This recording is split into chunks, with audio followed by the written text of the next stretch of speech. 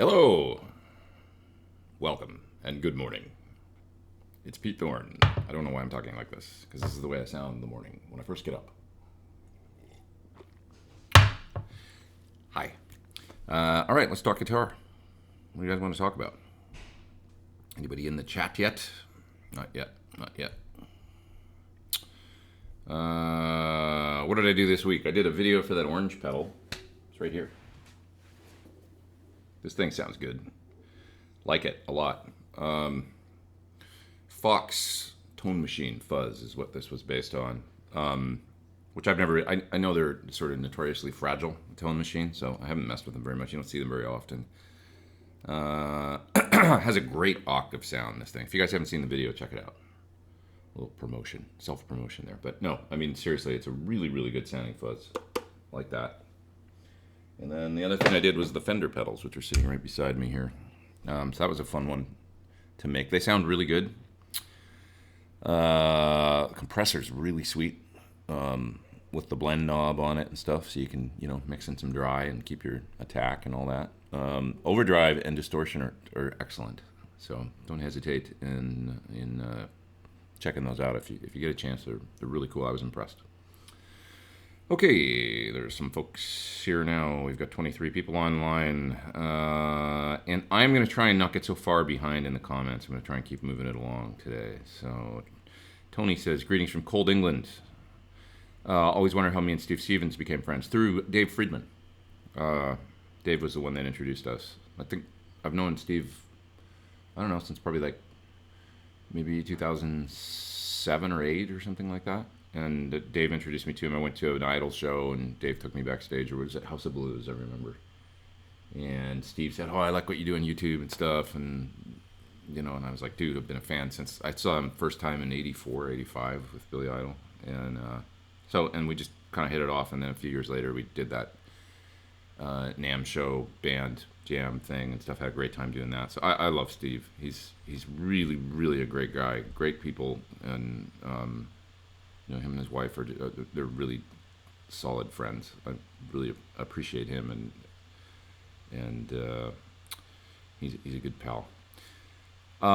Jennifer says, congrats on Pledge Music. Thank you. Yeah. So the Pledge Music thing, we did a Pledge Music campaign. We partnered with them for the physical release of my next record, which is going to be called Pete Thorn 2. And I've got all kinds of packages on there with thornbuckers and mini riot pedals and picks and T-shirts and signed CDs and copies of Guitar Nerd and even a guitar and stuff like that. So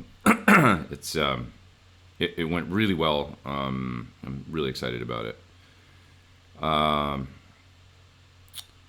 Jennifer, you're asking about the Viper Room as far as the tickets go. I think it'll just be a guest list. So there's also going to be a listening party at Viper Room in LA, and that's on there as well. But yeah, it'll just be like a guest list that you get on when you get involved in the Pledge Music campaign if you choose to do so. Anyway, what's next? The new John Mayer PRS. Please share your thoughts. I don't mind the look of that guitar. There's a lot of debate about it and stuff like that. It's the 3 on the side headstock thing's a little weird, but everything takes some getting used to, I find. It's like when a car company comes out with a revamp of a car. I find this often when I see like a new model and they've changed it, and because I like cars and stuff, it's like, I follow that a little bit. And when they've changed the lines and changed things a little bit and freshened things, sometimes I look at it and it puts me off for a little bit. And then after about a year, it just looks normal to me, and I get used to the look. So maybe that'll happen. I don't know. I don't know. It's there's a lot of debate about guitar manufacturers rehashing old designs, and I know, companies like Sir, they get criticism sometimes for using the shapes of classic guitars that but it's like there's so much of the market that just wants that. That's what people want, and I'm one of them. I love the old shapes. I love, to me, it's like that's and John Sir's got a real good point. Like, we don't even talk about this when it comes to Dreadnought acoustics, right? And Dreadnought is actually a trademark of Martin. So, but we don't talk about the fact that they all, like, every company produces that shape. It's just, that's what an acoustic guitar looks like. So with the electric, I guess because it was new and, it's relatively new, right? Still, I mean, only like, 1948 or whatever. So I guess, to me, it's like the shapes thing. I mean, it kind of, and I know that not everybody feels this way, and you see it with the proliferation of the headless designs now and the fan frets and things that people are doing. And that's going to be the whole segment of the market, obviously, that kind of came out of nowhere and has blown up a little bit. So that's really cool. But we've seen it before with Steinberger and Parker Flies and guitars that come, and it's like people sort of adopt them for a little while, and then I don't know if it ever becomes, to me it's like the guitar in '59 was basically like you had your Tellys and your Strats and your Les Pauls, and that was the electric guitar, and that's what those shapes, that's what I want to see. I don't know, maybe I'm just an old guy or whatever. So I don't have a problem with, I guess, the PRS guitar. I don't have a problem with Sir's, certainly, and it doesn't have to look like a rocket ship or some new design for me to be like, oh, that's great, they're a cool company. It's like, no, if you can sort of build a better mousetrap, but make it look like an electric guitar, which to me is everything from a 335 to a Telly to a Strat to a whatever, I don't know. Maybe somebody will come along with a new design one of these days that I just go, man, that is the coolest looking thing I've ever seen. But it hasn't happened for me. I love the look of Strats, Tellys, Les Pauls, 335s.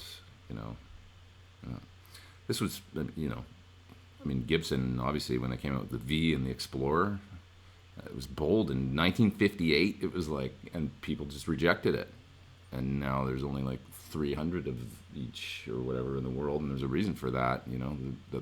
It took people a long time to catch up to those new designs. So anyway, I haven't played a PRS Silver Sky. I have no idea what it plays. I saw a video on it. I thought it sounded really good online. I thought there was a video where somebody was playing a Sir, the PRS, and the Fender, and I thought it sounded good. Mayer's great. I'm a fan. I think he's a great guitar player, and he certainly has nice guitar tones. And he is a aficionado of good guitar sound, and so the guitar's going to sound good. It just is. I'm not going to put a guitar out that doesn't. It's going to be a nice playing and nice sounding guitar, I'm sure. What pickup is in my black Frankenstein Strat that I use for the Van Halen style stuff sometimes? It's a Motor City second degree black belt pickup, which is a really nice pickup, kind of a slightly hot PAF style. It's got an Alnica 5 magnet. I've always liked that pickup since I tried it first, maybe 7 or 8 years ago. Really, really good. How about talking about how you EQ rhythm guitar? Rhythm guitar in tracks, generally speaking, you can shelve below 70 hertz or 75 hertz, something like that. And then many times I find there's a buildup around 190 to 250 hertz.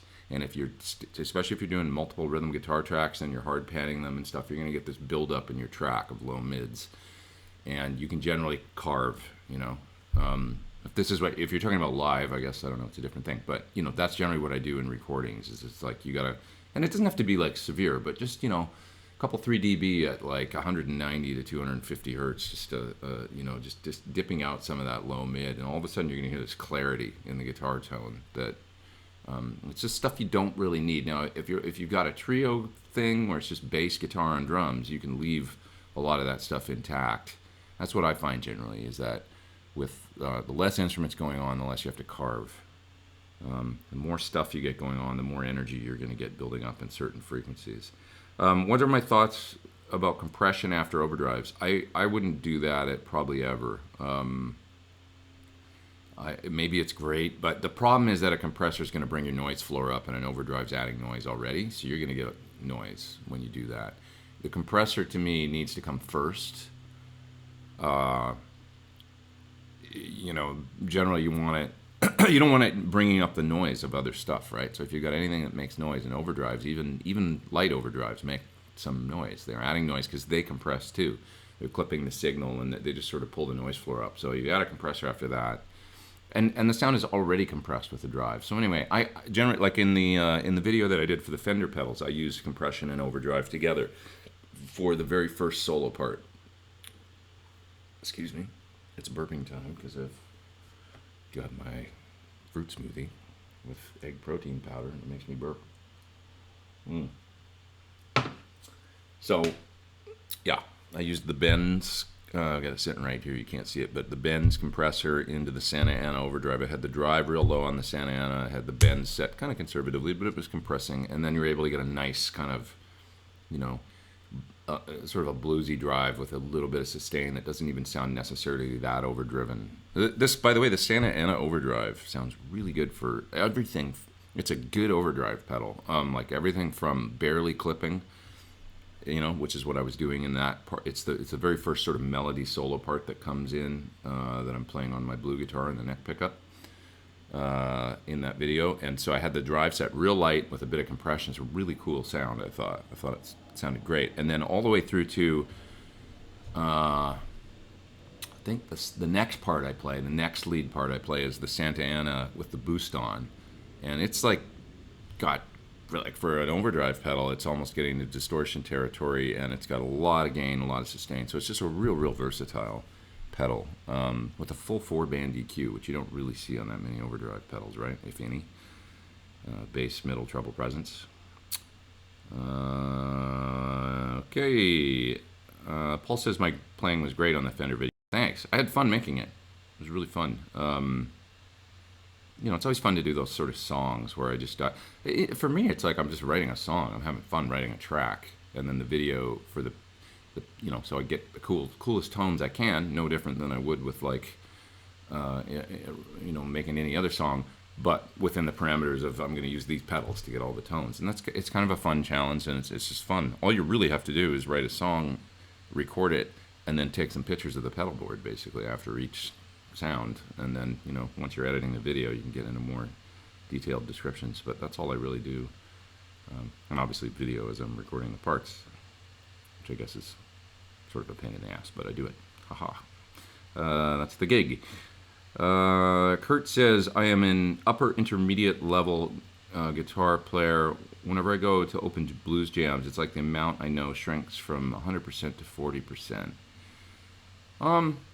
Tips. Maybe I need more live experience. You know what the problem with blues jams is yeah, you don't get to play that much, right? You just get up and, like, the problem with all these jam nights is it's great, but you get to get up and do one song cold or two songs cold, right? And then you got to go sit back down.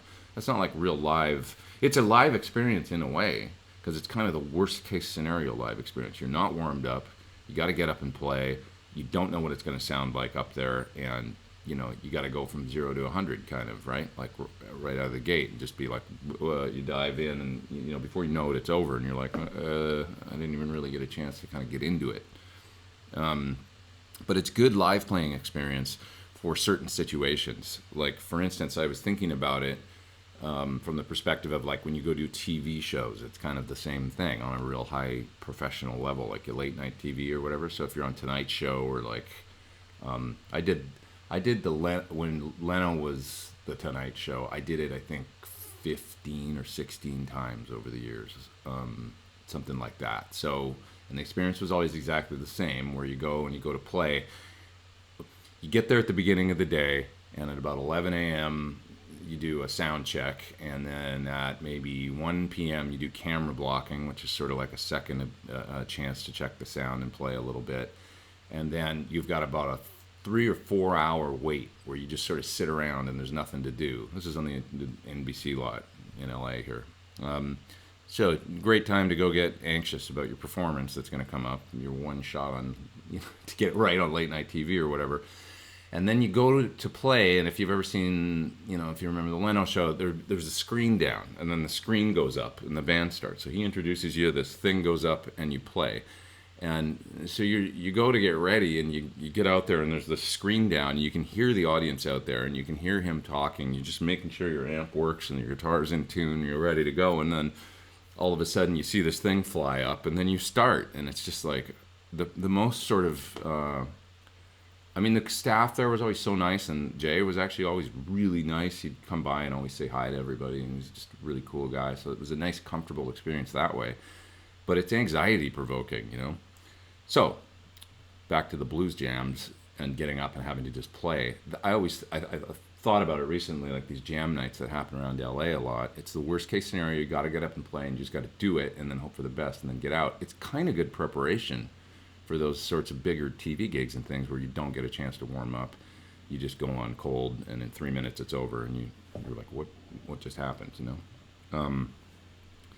So how do you move beyond that, though, and get more comfortable? Well, I would say rather than going to blues jams and stuff, it's important to play in a band and do, if you can, like 3 sets, 4 sets a night, you know, get in a group that plays on a regular basis. That's how I spent much of like the 90s, you know, doing a bunch of cover gigs and stuff like that, and going out and just playing. And over the course of doing that, you get into every conceivable sort of scenario, you know, good and bad, playing live.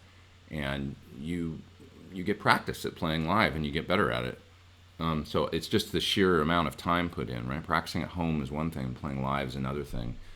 And just getting out and kind of doing it in a low pressure situation where it's just like a bar band or whatever, where you can go out and play, you know, 3-4 sets a night, pick some cover tunes, some originals, whatever it is, but just play a lot.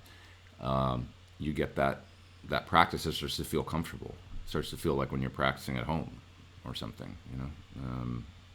Just gets easier.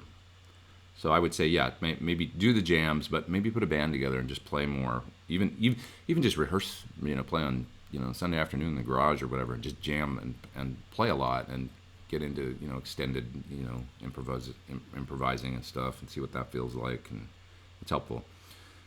Okay, getting back in the chat. So I'm so bad at this. I get on long-winded tirades, don't I? Felix says he's moving from a house to an apartment soon and needs input on playing with neighbors. Well, I've got experience with that right here. You know, I'm in that kind of environment, and there's so many options now as far as load boxes and stuff like that. You know, being able to load your amp down and then play through studio monitors at low volume. You know, essentially it's not going to be any louder than a television at that point. So I would look into that, or if you've got a loud amp and you want to be able to use it live, you know, in the room or whatever, get something like a Fryette power station. You know, they're $500 or $599 or whatever. If you're going to move to an apartment, it's a great investment, because you could play a 100-watt Marshall at any volume then. That's my best advice. Look into load boxes, reamp, attenuation devices, and or, you know, you can go down the road of the road of the digital modeler, which is never the wrong thing to do. If you're practicing guitar at a lower volume and stuff, they can work just great for that kind of stuff. R2R3 says he liked the Fender pedal review. Thank you. Okay, moving down.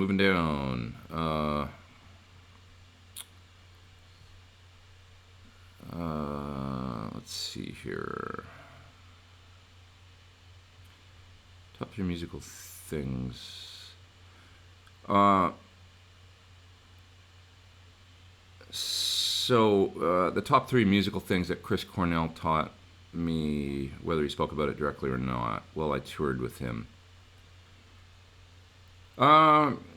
Well, one was he was kind of a fearless guy when it came to, you know, he really wanted to like always stretch on stage, and he wasn't afraid to get into extended long jams, and he liked to have a good time. So, you know, we'd do, you know, a whole lot of love or something, then he'd start singing, you know, Bela Lugosi's Dead or something, you know, and just would be like, oh, where are we going now? And Yogi'd start tweaking his pedals and doing crazy effects, and we'd just make some atmospheric you know, and then somehow come around and find our way back into the song. So he was always fearless about trying, like, you know, he was always stretching musically, for sure. So that was one thing, like, to not be so, you know, it doesn't have to be perfect. Go off on explorations and stuff like that. See where, you know, we're live, where things take you. So what else did he teach me? Chris was a little frustrated at times with people's inability to be more open-minded about him musically. So he liked to try different things, and he felt like people really responded. And I think he found his way through this, especially, when he came out with Higher Truth and stuff. He was like, he got to a really, really good place where it was like he could, then he was doing Soundgarden, doing the solo thing, and it was like he could kind of, it was wide open. Movie soundtrack stuff, I mean, it was like he was able to kind of navigate that. But he said to me once, people focus on this one thing that I can do, and that's the one thing that a lot of people hone in on. And obviously, me as a fan, I was like, well, yeah, but that's because you were amazing at it, which is the, like crazy,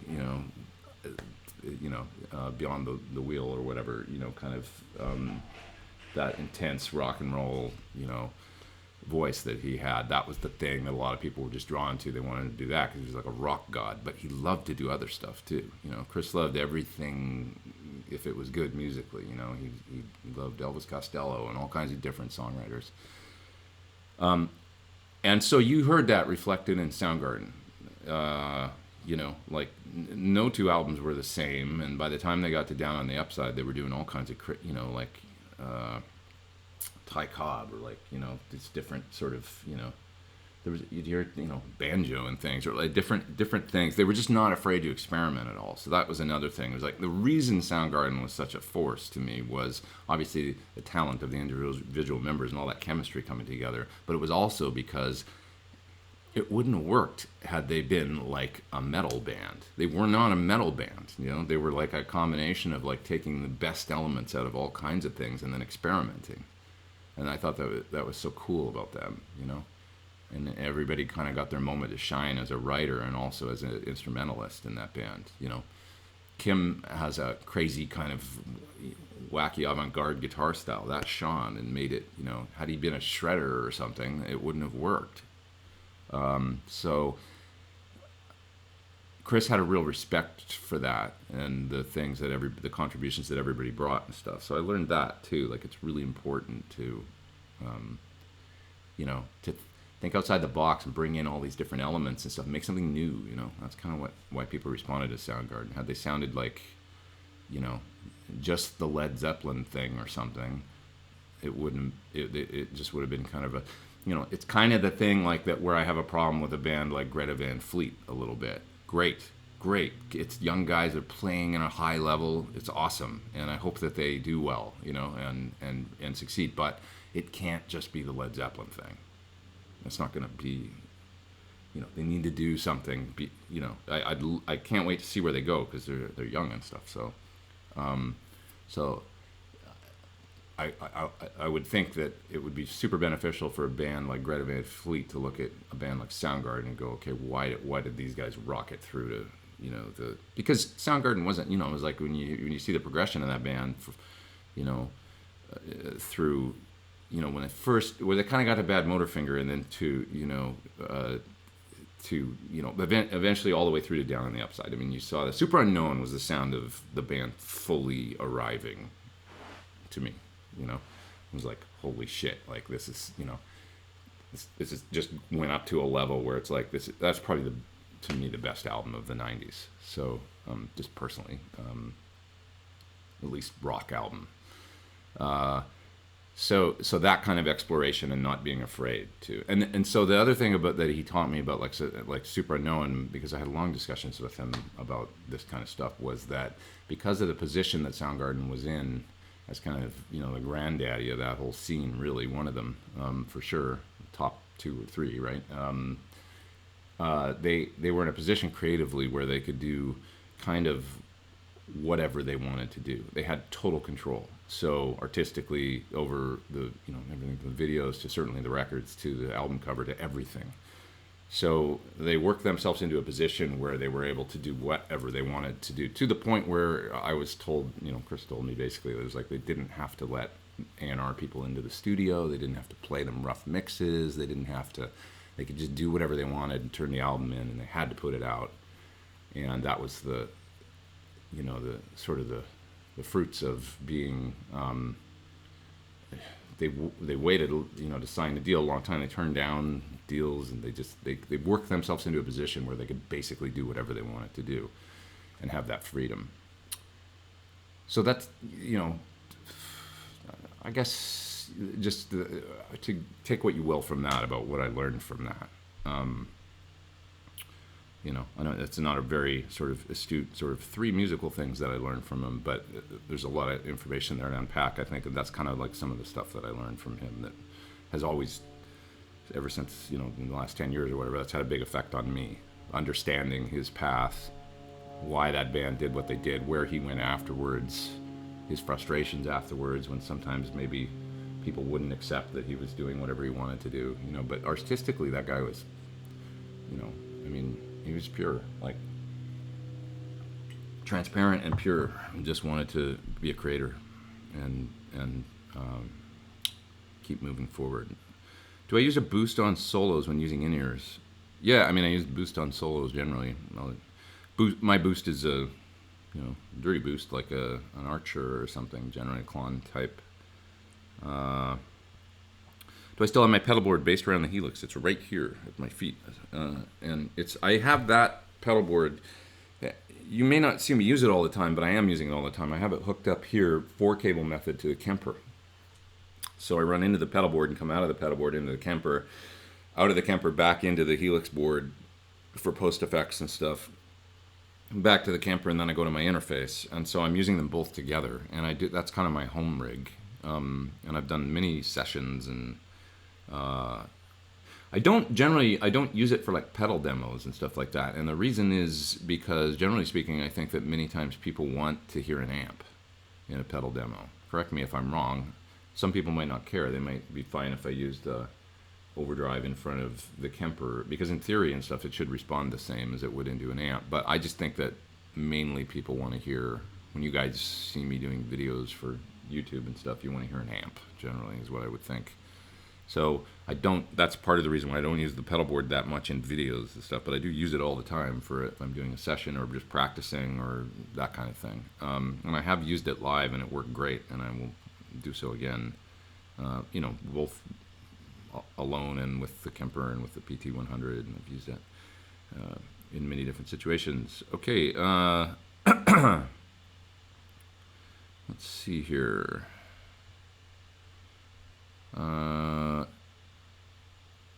Mick says that he's reached out to me through a link on my website, but no luck. Still looking for you to do a 2 urine LP demo. Do you mean my the urine bone versus the regular urine LP sort of replica I have?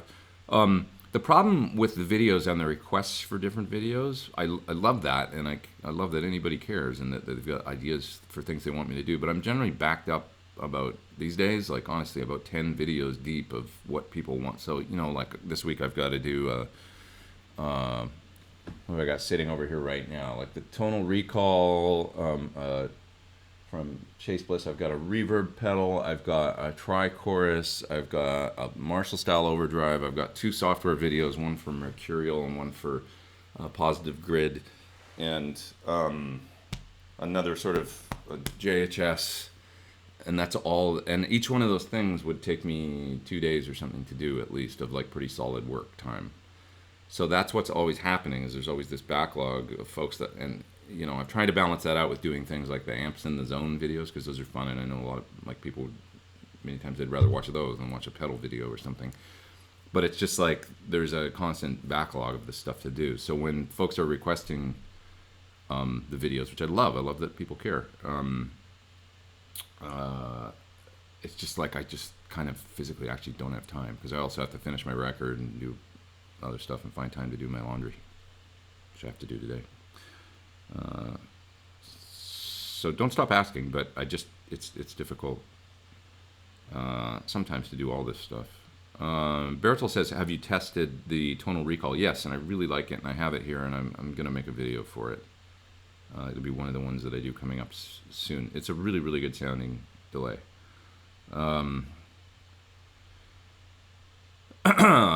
Let's see. The Hoppo says, can you explain why some amps sound good if you jump the loop? Does that mean like if you run a jumper cable between the send and return on an effects loop? That sounds like it must be something flawed in the design of the loop to me. my amp, the PT, has a switchable loop, so you can just simply take it out of the circuit if you want to. But FX loops are a funny thing. They're not all created equal.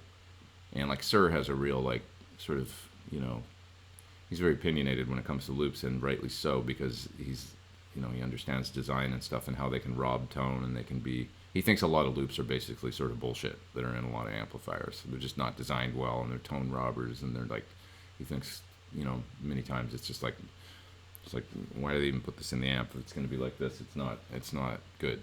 So consequently, the loop on my amp is buffered right, and it'll drive really, really long cable lengths, and you can insert effects in it and stuff, and drive 30 to 40 feet each way, and you can switch that loop in and out, and you don't hear a difference because it's designed really, really well. So if there's a loop that sounds better when you're running a jumper cable in it, I would say it's probably got something to do with the design of the loop, and you might want to look into that. Frozen Pond Tone from Ian Thornley, Buzz Wilson's asking about. How did he get that? And what amp does Mark Lettieri use in the studio? I have no idea. I'm sorry, man. I'm not sure what Mark plays through.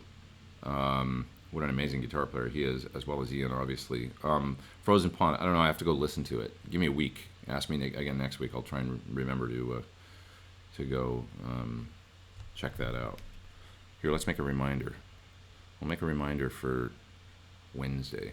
Hey Siri, remind me on Wednesday to check out Frozen Pond by Big Wreck. Okay. I added check out Frozen Pond by Big Wreck to your reminders for Wednesday at 9 a.m. So, midweek, I'll figure it out, and then we'll talk next week. Not saying I can figure it out. Maybe I'll just ask Ian. I should have just said, hey Siri, remind me to text Ian. And ask him directly. That would be easier, wouldn't it? It'd be more fun if I try and figure it out, I guess.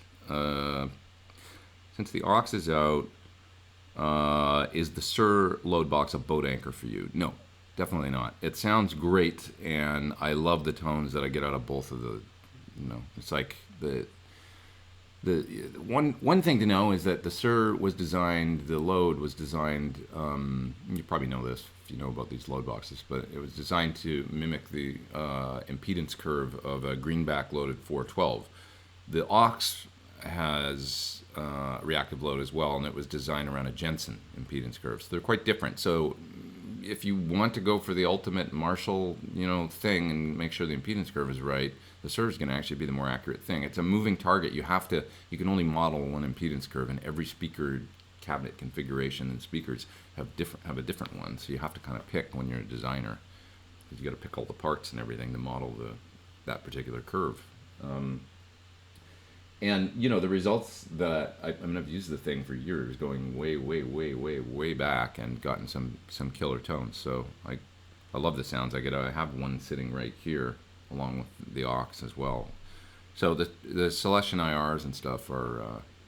Plus, there's going to be some cool stuff coming out this year that you're going to see with regards to reactive load and stuff like that as well. So you'll see soon.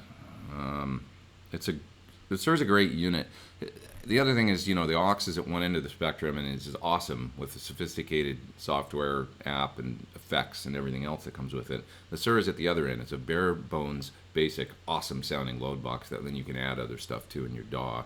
And there's about $1,000 difference almost, so not quite, but almost. So I see them both as really, really viable products. When you got something separated by $1,000, they're. Yeah. Okay. What are my thoughts on the Korg new tube technology? Is it mainly a gimmick? I don't know. I'd love to get Kevin Sir to actually get a hold of one and see what he can come up with. I thought the Tube Screamer sounded pretty good that Ibanez came up with using it.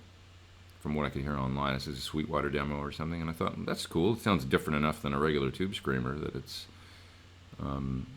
less pedal-like, I would say. Queen Lizzie says, how was dinner with Ian? What went down there? We never got together. I think he ended up just chilling for 2 days, and he kind of hibernated.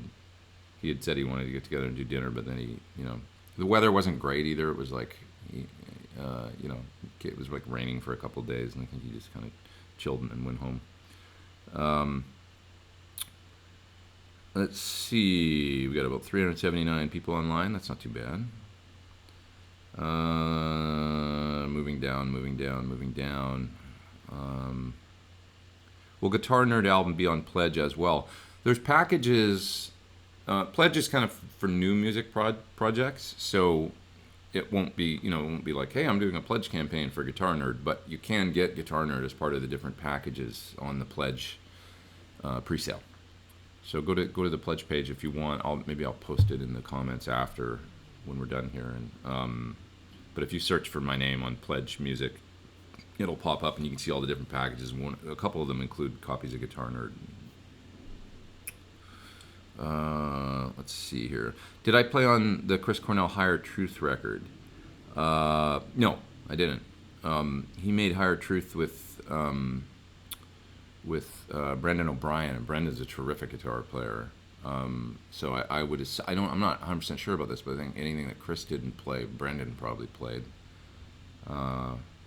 And I got to go hang out in the studio a little bit with those guys while they were working on this. There's a whole bunch of stuff in the can that Chris has a whole nother record that he did that, I'm sure it'll come out at some point. But I got to hear some tracks off that.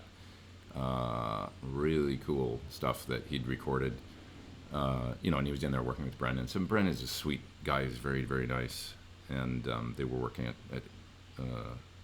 Henson here in LA and stuff. And anyway, so Brendan's he's got a killer guitar and amp collection and stuff. And he's a like when you saw if you saw him play that song, the Promise on late night TV, I think it was on Fallon or something. Brendan was playing guitar. He'd produced and was involved. So, what's my favorite Sir guitar? Mine. It's got to be mine. My blue one is my favorite. Like, I think it's my favorite guitar right now. It's just such it's like getting the sports car where everything's just right, and it just performs like the way you want it to. Jennifer's asking if I use Logic or Pro Tools. I use Logic. I don't know anything about Pro Tools. I've never learned it. I got M-Box 14 or 15 years ago or whatever, and then I quickly got Logic after that, and I just moved to Logic and never learned Pro Tools. So I feel like a moron when I got to sit there. How do I arm a track? Like in Pro Tools, useless. It would take me a month or two to probably learn it and figure it out. What now? Yorkshire, UK says, one of my thoughts on using a Kemper Live and what speaker would I use for onstage sound? I had a good time using the Kemper Live the little bit that I've done it.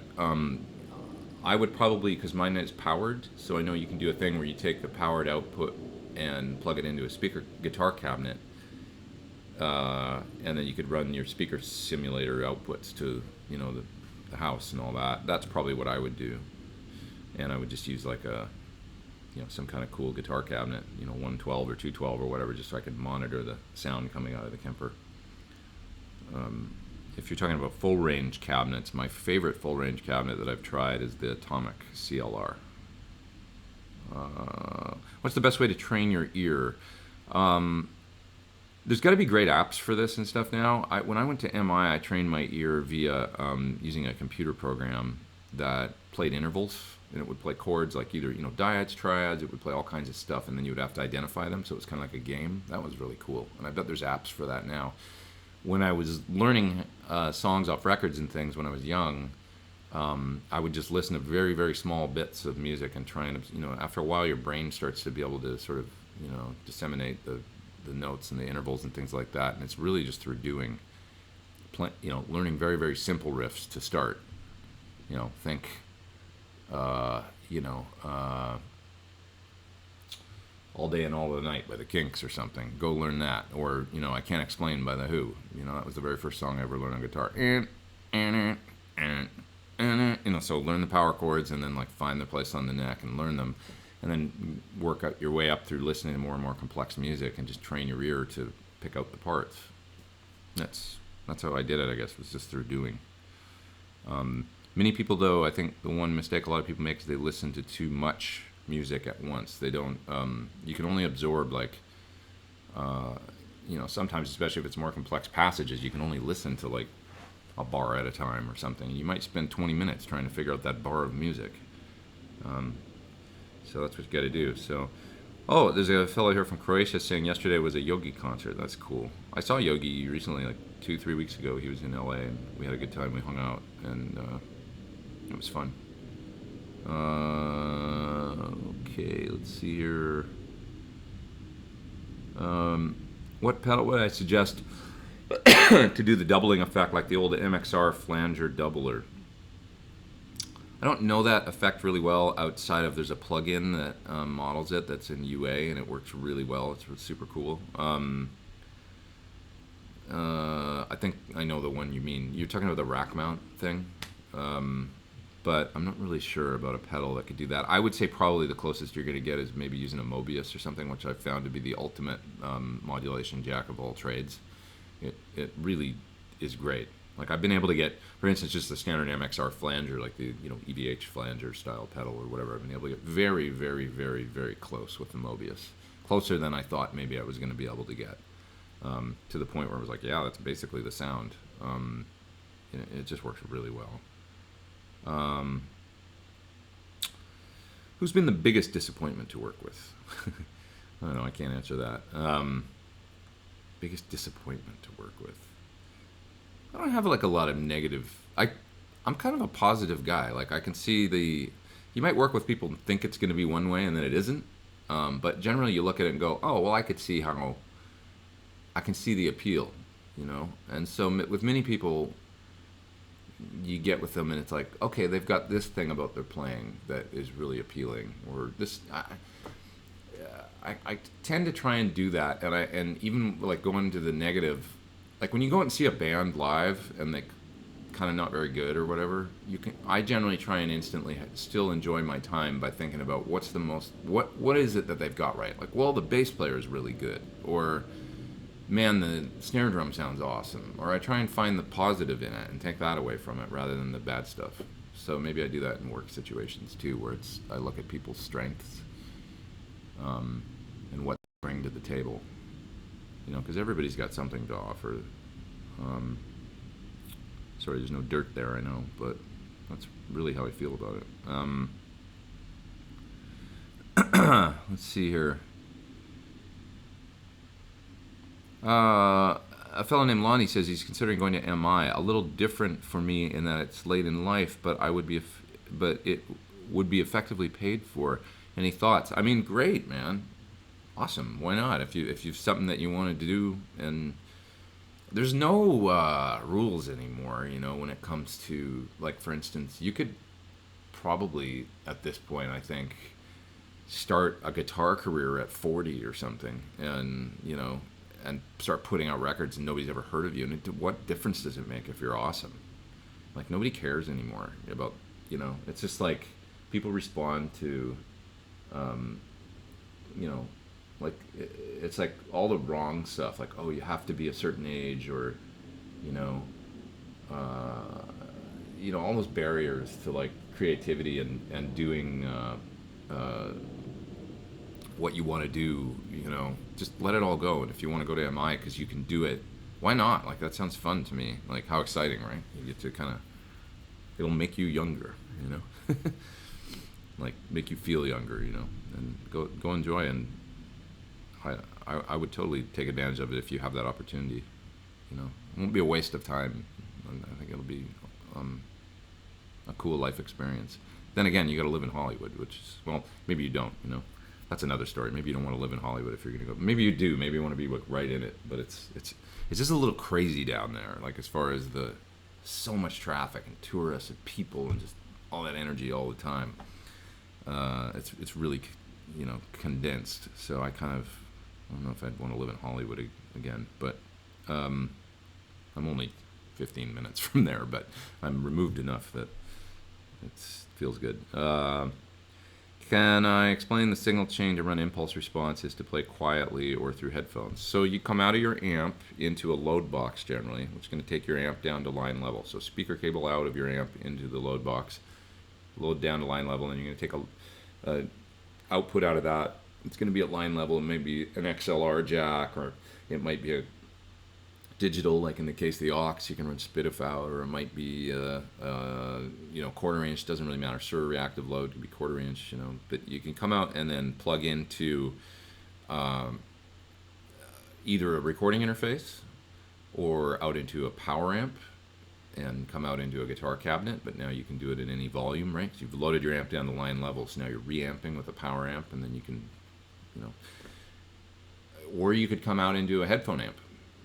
If you're asking specifically about headphones, the only thing is then you're not going to have the speaker simulation parts. You'd have to use another box for that. So I don't want to get too complicated here, but generally speaking, if you've got a little computer recording setup where you've got a interface and you've got a DAW like Pro Tools or GarageBand or Logic or something, you can add the speaker simulation in your DAW, and you use the recording interface to plug the output of the reactive load into, so now you got your guitar amp going in there, and then you can plug the headphones into your recording interface and listen that way. I hope that made sense. It wasn't the most astute, articulated answer. Friedman's here. What up, Dave? I haven't seen Dave all week. I've been working at home a lot this week, so I haven't seen Dave. He's my buddy. Hope you're good, Dave. Let's see here. Thoughts on the use of a stage name or pen name? Hey, whatever makes you happy. I've got all kinds of friends that I've been good friends with for like a long time, and then found out their name wasn't really their name. I'm like, what the fuck? Really? Like, I've been calling you this for years. Okay. What do I think about the pedalboard Zoom GN5? Haven't checked it out. Zoom makes some cool stuff. They've been making cool stuff forever. Quality stuff. But I haven't tried that particular unit. What delay have I found that has worked the best in front of the Sur SL? Probably like an Echoplex from MXR would be a really good choice. They're an Echoplex pedal because you can get it dark, and the way that the mix knob is tapered, it's nice because you can just blend in that kind of one repeat. You kind of generally can't go too crazy if you're using a lot of gain. But, Jimmy Page did it, and like folks like Joel Walsh and stuff, you can totally run echo in front of, I've got a whole video about that in my Tone Secrets playlist, the whole echo into distortion thing. So check that out. And I'm using the Echoplex pedal.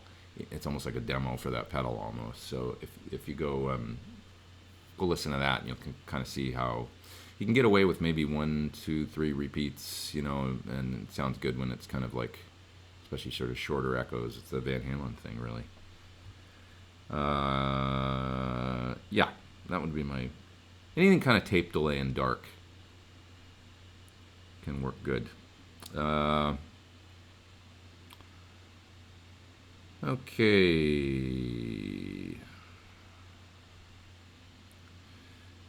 Eli says the PRS Strat aesthetics are weird because it looks like a Strat with a PRS headstock stuck on it. Well, it does, but I don't know. Just giving them the benefit of the doubt. Maybe it'll, over time it'll start to look. Maybe not, because it's so like ingrained in our brain what a Strat is supposed to look like. But maybe over time people will get more used to it. I don't know. What's my favorite cheap gear? Well, like looking around, I've got all kinds of cheap stuff that I think is really cool. I've got my little 1-watt Marshall head here, which for what it is isn't cheap, I guess, but it's an inexpensive amp that I like. TC, man, they make these pedals and they're awesome. All the flashback delay stuff and the Hall of Fame, and they're not expensive and they sound great. So TC's doing good work and not charging too much for it. Line 6 wireless. They're inexpensive and they sound the sort of secret or dirty secret in the wireless industry. Once you go digital, and if you're using decent analog to digital converters, they all sound the same basically. If you took a $2,500 wireless and a $399 wireless, and they might have different feature set, but if they're using both quality converters, you're not going to hear the difference because it's a digital signal, So it comes down to the converters at that point. Once it's ones and zeros, it doesn't matter, right? Whereas, Anyway, what they're doing is really good. These new Fender pedals are good and they're not expensive. Many of them are not. I think the compressor's $99. Don't quote me on that, but a couple of these pedals are $99, like the buffer and the compressor, I think, are. And then they go to sort of $149, and but not expensive, and they sound great. Okay. Sorry, getting a thing here. I set a reminder for myself. Okay. Shred says he doesn't like the 7 1/4 radius of the PRS. I haven't played it, so I don't know. I mean, I play my Strat and Telly here are 7 1/4, and it doesn't bother me at all. It depends on your style, Like flatter radius is kind of cool to me. I don't know. I can get used to just about anything if this. I mean, I play a lot of different kinds of guitars, so it's like, it doesn't really bother me. If you're playing like Mayer, 7 1/4 radius is great. Landau likes it. Yeah.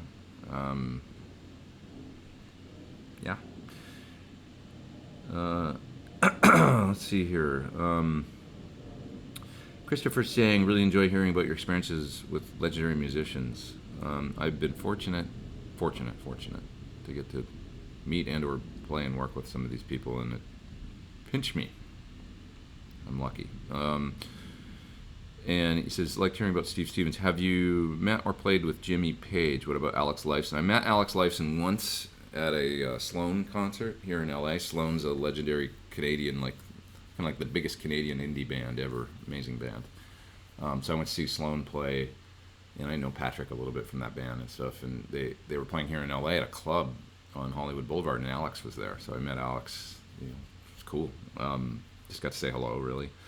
And Jimmy Page. One of the great things about playing with Chris was that many people respected Chris so much, and Jimmy Page was one of them. They were friends, and so I remember walking into our dressing room at it was at the Astoria in London in 2007. As I walked in, I could see Yogi sitting there on his computer on the couch, and Jason was doing something, and I walked in, and hey guys, what's up? I turned and I looked in the corner, and Jimmy Page was standing there. I was like, oh, hello, and Ross Halfin, who's a legendary rock photographer, he was good friends with Jimmy Page. Ross was the only photographer that was allowed to photograph the O2 Led Zeppelin reunion thing that happened in 2007. So anyway, he's old friends with Page, and he brought him to the show. And so my Jimmy Page story is, I said, well, would you mind if I took a photograph with you? And he kind of didn't say anything for a minute, and he looked a little uncomfortable for a minute, looked around the room, and I thought, oh God, I hope I didn't bum him out. And he was looking around, and he goes, oh, and he grabs his coat off a chair, and he'd taken his jacket off, and he put his jacket on, and then he went in the mirror, because we were in the dressing room, and he kind of fixed his hair, and he goes, okay, and then he was like getting ready for the photo. I thought that was really cool. But so I took a photo with him, and we hung out in the dressing room for a little bit, and then he stayed for most of the show. I think I remember you could see him sitting with his white hair up in the balcony at the Astoria. And another great thing is Chris had a song, if you want to check it out, it's called Arms Around Your Love. It was on the Carry On album, and the chords are A minor to G to F, which is the same chords from Stairway to Heaven, right? Chords in the verse. And so the solo section, and it's about the same tempo as Stairway to Heaven, and so I'll never forget, because Yogi was the guitar player, my buddy in Chris's band. He was always fearless, and he was just ballsy, and he had a great sense of humor as well. Has a great sense of humor. So he walked right up to the front of the stage when the solo came around. He went into the Stairway to Heaven solo, which I'd never heard him do before, and I just started laughing on stage. It was so funny. Just busted it out, just a little tribute to Jimmy sitting up there, and he did it fearlessly. I thought that was really, really cool and ballsy. I'm sure Jimmy got a kick out of it. Anyway. All right, let's see here. Does my blue signature guitar with the string locking vibrato supersede the gold and black ones? No. They're all it's just a new color we added. So you can get gold, black, or blue now. Any of those colors. And the bridge is still a prototype situation that we're trying to, it's there's things with like trying to work out the production of something like that because it's a Wilkinson thing. But we're working on it. The old bridge is great. I mean, there might be people that would prefer the old bridge just from the aspect of there's one extra step, with the locking mechanism and stuff. I love the new bridge, I really do. The old one is great too. Depends what you prefer. So we'll see where it goes. Consider it still like, at least for a little while, like that it's a prototype that we're checking out. And the neat thing about it is that if it does become something that's available, then you're going to be able to get one, and it's easy to put on a guitar. It's not. It's basically a replacement that goes where in the same two-post sort of arrangement that a 510 would. So it's not a difficult thing to retrofit on an instrument. It's pretty cool. Carl says he needs to get a refret. Wow, we got 428 people online. That's good. That's good. A lot of people sort of show up, 45 minutes in. Maybe I should start doing this at noon instead of 11. Let me know what you think about that. Maybe be better. Carl says he needs to get a refret on his Strat. What size do I prefer, or which would be a nice standard size? 6105 is a nice, it's tall and sort of big, but not overly. The 6100s size is what I love. I just can't get away from. I love 6100s. I like really big frets. I'm a child of the 80s, and it was like I got used to those big frets then, and it was just, I don't know, they just feel good to me. Bending and the grip on the neck with a big fret is really cool to me. I feel like I'm connected to the guitar when I've got big frets. The 6105 is really playable, and actually on a Les Paul especially, because the scale's shorter and the frets get a little closer together towards the ends of the neck, towards the end of the neck. I think I prefer on a shorter scale guitar the 6105 style, but it's on my Scala though I have the big ones, and it's just like this here. Let me get it. It's right here. This is an interesting guitar. Just get it so I can see the camera here. So this guitar has the really big, the 6100 style, and I don't know if anybody seen this guitar, but you see the last three frets are scalloped, and that's something that he does. And so this guitar is kind of, it's like the hot rod sort of, and yeah, actually on this guitar these big frets don't bother me, so maybe I'm full of it. These are the big ones. So, and just overall I kind of prefer the big ones. I can play 6105s just fine, and that's what we had on my that size is what we had originally on my signature guitar. I switched, at some point last year, I guess, to the bigger, the 6100 style, because I just quit fighting what I want to do. It's like that's what I want. I know I want the big ones. That's what I'm comfortable with. So yeah. Kyle says your guitar. I'm not sure if he was Kyle was responding to Carl, but Kyle said right after in the comments, your guitar and rig are all about personal preference and what works best for you. That's absolutely true. I mean, some people might not like a fret that big. You kind of can't go wrong with a 6105. That's what I'll say, especially on a Strat. It's like you get that size, it's a good, it's going to be cool. If it's a good fret job, you set the guitar up right and stuff, it's going to be a great playable instrument. I can play on it and be very comfortable and not feel, it's a nice middle ground between the real big ones and then smaller frets. Have I ever played any Maxon pedals? Just 808 style. They're great. Like those are the only ones I really know. Maxon was the company that originally made the Ibanez pedals, and then they've kind of making pedals under their own name now. So if you're, like the old Flanger and Chorus and stuff, they were really good too. I don't really know that much about them and never owned them, but I think Dave Friedman, if he's still here, he can comment on that. I think he likes the Flanger and the Chorus.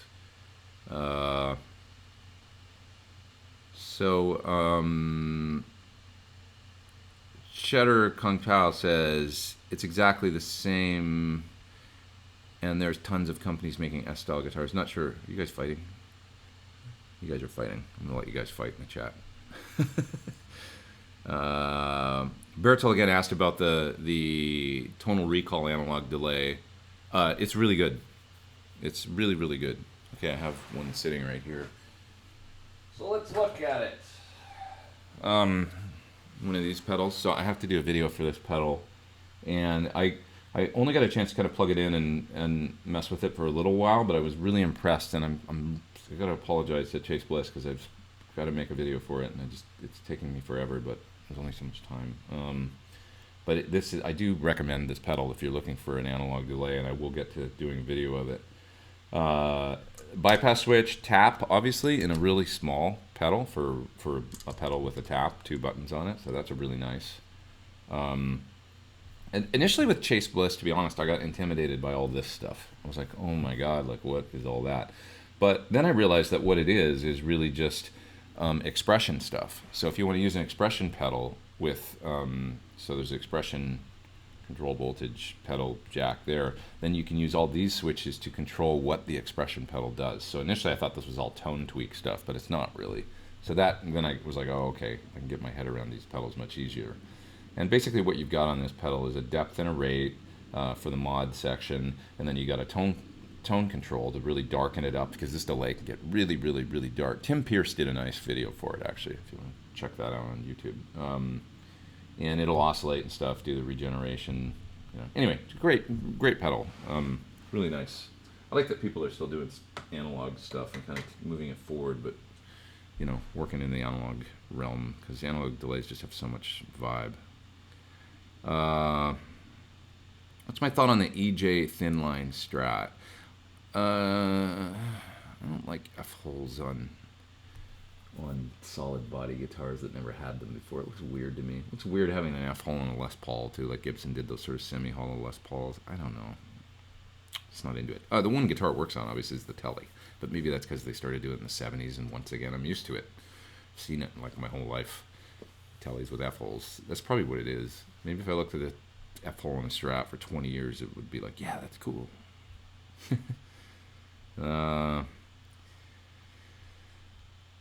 Okay. What next?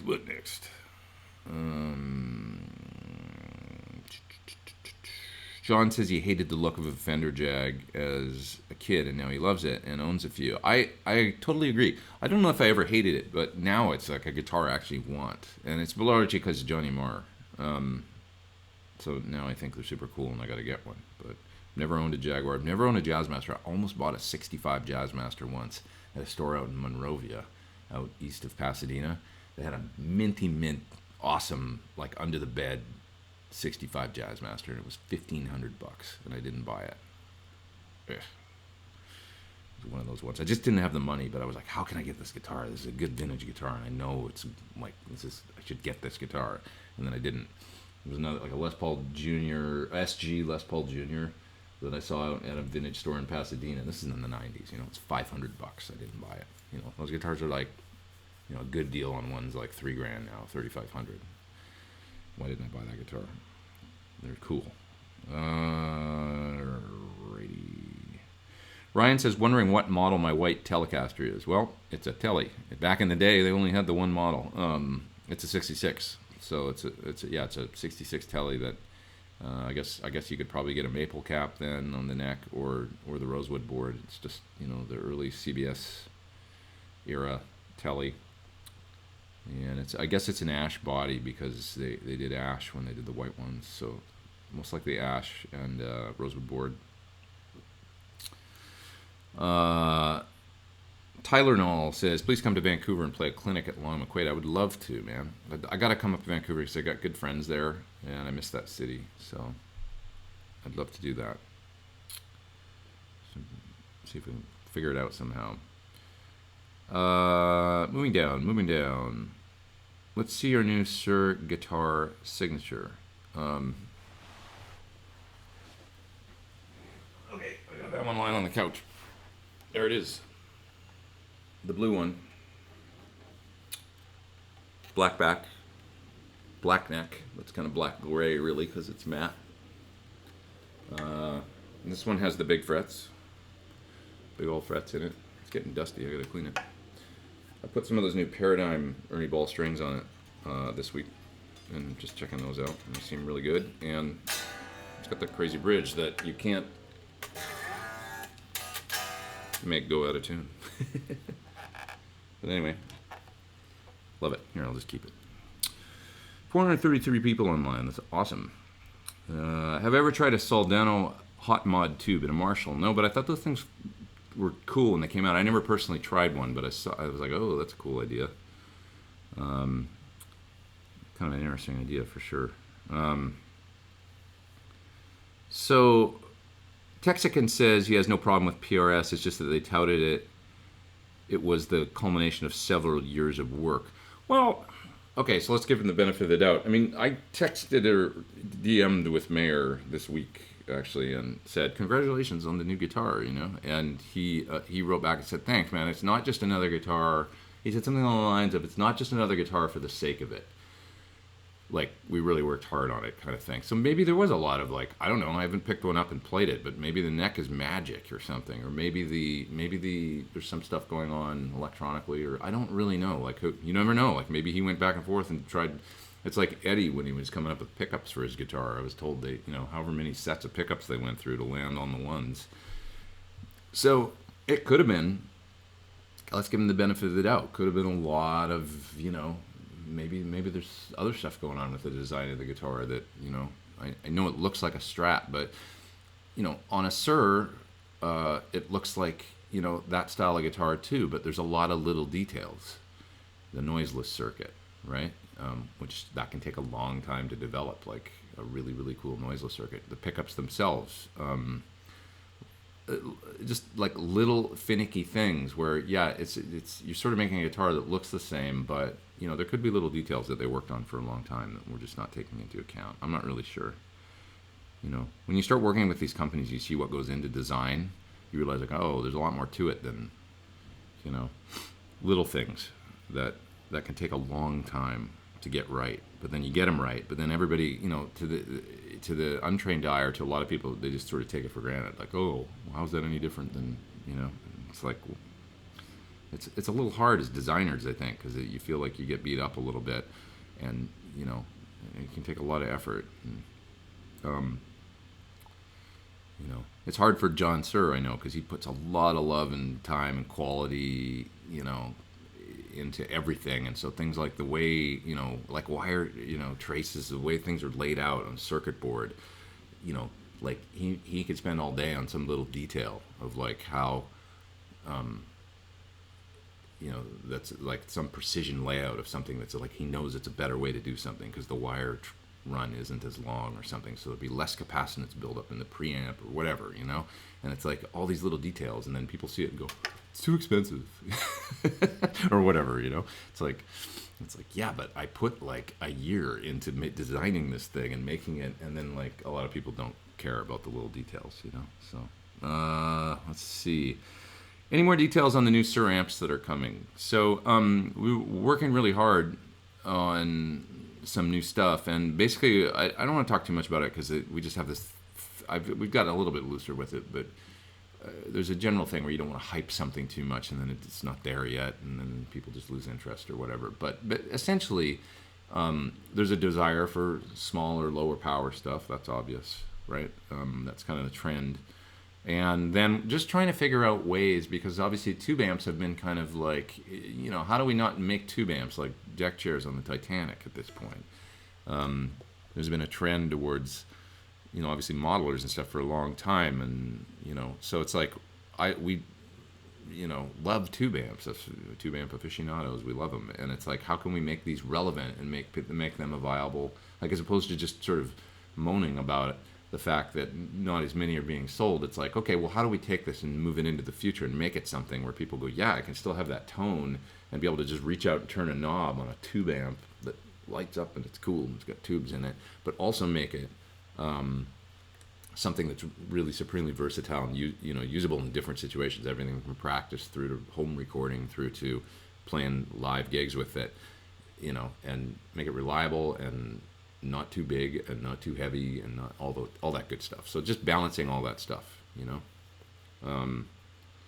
So, and in working on these things, you know, you should know that, like, John doesn't ever want to compromise the sound. That's the most important thing. So, like with him, for instance, there's some amps out there, small format amps, and the transformers are real tiny. He just doesn't get with that. He's like, no, we're not doing that because it doesn't sound good. You need that iron in order to, so that sort of limits your ability to bring the weight down to, but it's like the tone is the primary thing. And that's the way that guy always thinks. So it's like, because I brought it up, like, can't we get lighter somehow? Then, and it's not like it's going to be real heavy, but it's like, we need to make it as light as possible. He's like, we're not, cutting corners when it comes to things like transformers, So, and which that all he has to say is like, this is what we have to do in order to get the sound quality that I want and that you want, And it's like, okay, cool, I get it.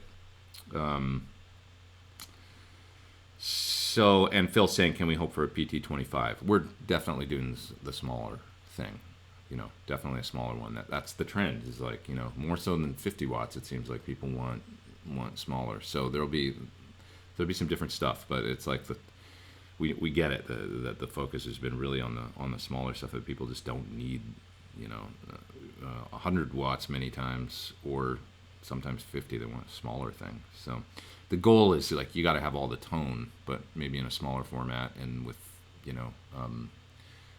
less weight, less size, all that stuff, but the sound's got to be there, all the tone that people have expected from like the PT100 and stuff. So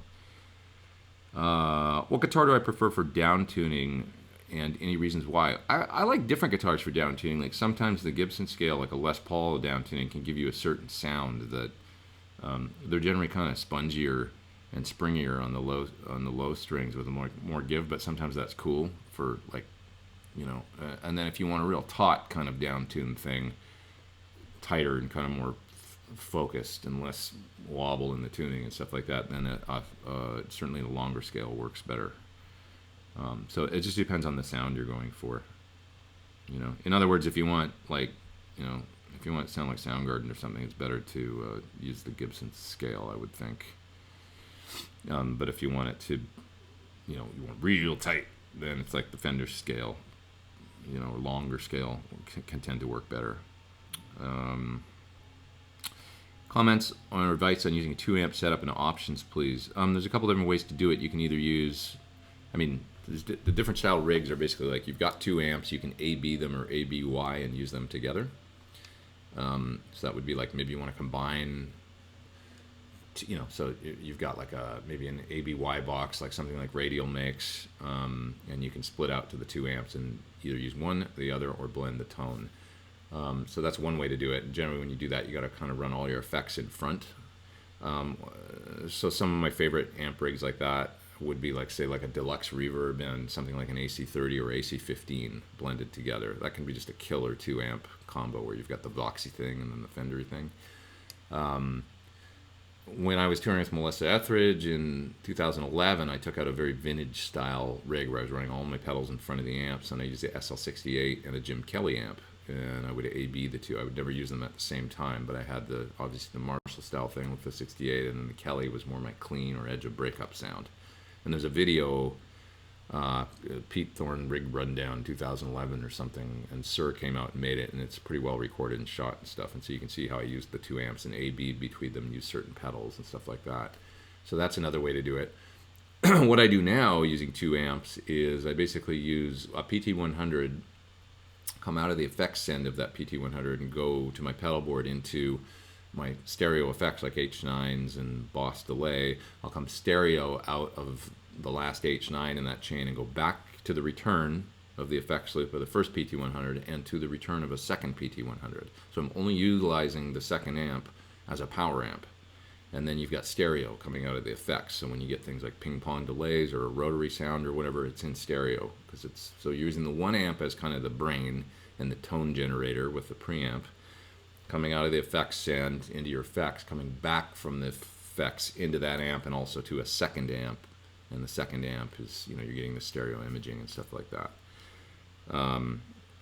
So there's a few different ways to do the kind of, what I would consider is the first scenario where the deluxe reverb and the Voxy amp, that's a nice thing where you can have both amps on kind of all the time and blend the tones and then use pedals in front for drive and stuff. The second scenario with the Kelly amp and the SL68, you could do the same thing with like Fender Marshall, like a twin and a JCM or Plexi. That was a classic sort of dual amp thing that people used to do, where you've got the Fender amp for cleans and the Marshall the amp for your dirty. People used to do that with something like JC 120s too, like in the 80s for a while. I think maybe the Cult, you'd see like the JC 120 with the chorus and all that for the clean sounds, and then the Marshall, like a JCM 800 for the dirty stuff, and you could A/B those two sounds.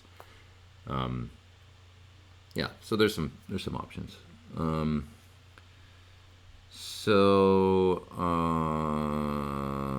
Charles says, my amp pooped out. Has sound. What could it be? Probably tubes. I would look at tubes, fuses. Generally with tube amps, if something goes wrong all of a sudden, that's 99% of the time what you want to look at. And with most guitar rigs, if something goes wrong all of a sudden, it's probably a cable. 99% of the time. What's next? Could I describe the ways that I deal with noise in my studio? Having similar issues with recording at home, and as you said, I want to use the right guitar for a part, not just the quietest. Yeah, Mike, it's hard, man. I mean, that's from Mike Cassidy. Dealing with noise, my studio space is fairly noisy, and it does drive me a little bit bonkers, so I'm constantly shifting around, trying to find the quiet spot and all that. I use a gate quite a bit lately to just cut off, and it's a Band-Aid, but it sort of works, at least in some ways. So I'm using a TC gate, actually. Seems to work pretty well for me. Can't remember what it's called. It might be called the Gatekeeper or something. But anyway, I've got it on my desk in the studio. This place is quiet. So when I'm just working here doing the home studio stuff, I can play high gain and it's pretty much dead quiet in here. So it's cool.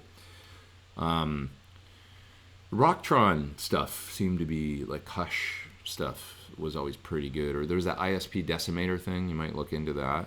There's a couple different products, and see if you have any success with those. The Sur guitars that have the noiseless stuff, or the Illich system that predated it, noiseless single coil.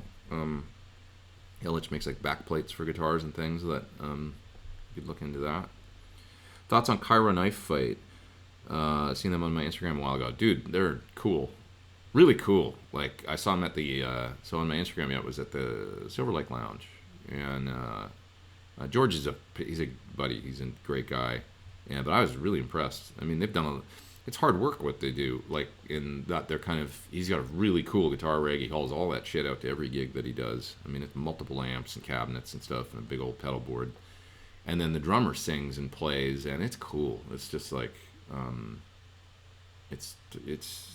I really enjoyed it. I thought they were great. Wampler compressor or Keeley 4-knob, both great. That'd be hard to pick. Two terrific. It's like BMW or Mercedes. What's a good Univibe type of pedal? The Vibe Machine from Croatia is really, really solid. I haven't tried any of the new Dunlop stuff, so I'm not sure. I use, because I'm somebody that's always just sort of, I'm more concerned with getting the job done than the ultimate guitar tone. So I use the one in the Mobius a lot, because it sounds good to me. I know it's not like real Univibe aficionados would totally poo-poo that, but it works pretty good, I think. Sounds cool. I know it's not quite the real deal, but looking for the best affordable cab sim, slimming down the live setup. That's from Jake. Jake, I would say check out the Blue Guitar. What's that thing called? The Blue Guitar cabinet sim. You know the one I mean? BLU guitar. Just search for that on Google, and you'll find it. That from that fellow name is Thomas is his name, I believe. I have one of those, and it sounds great. There's a couple. It's basically like an IR, preloaded IR box that has a bunch of different 212s and 412s and stuff like that in there. There's a couple in there that sound phenomenal to me. The Bass Cone G12M 412 is really amazing sounding. Okay, let's see here.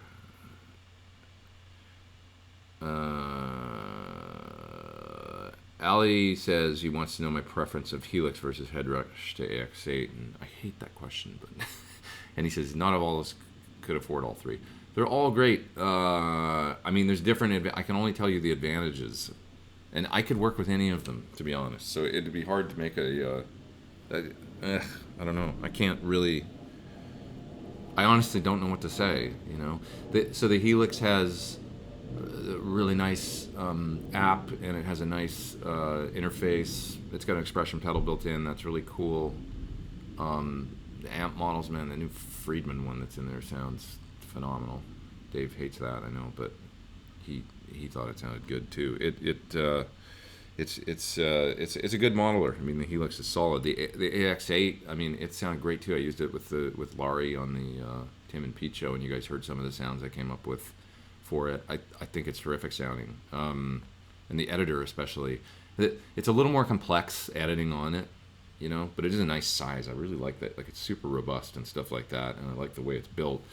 Editing on it's a little tough using the buttons, but as long as I can plug it into a computer and use the fractal editor, then it's you know, it's super cool, and it's deep. I mean, it's like the deepest of all of them, I think. You know, if you like tweaking and getting deep, and the quality is really high of the effects and stuff. The Headrush is the one I've used the least. I was able to get great tones out of it, I thought, though, and it was cool. It's got obviously a pedal built in. It's kind of less options, but there's the touchscreen thing, which is nice, you know. Less options is sometimes good for people, so I really don't know. I mean, they all sound good for what they are. Moving along.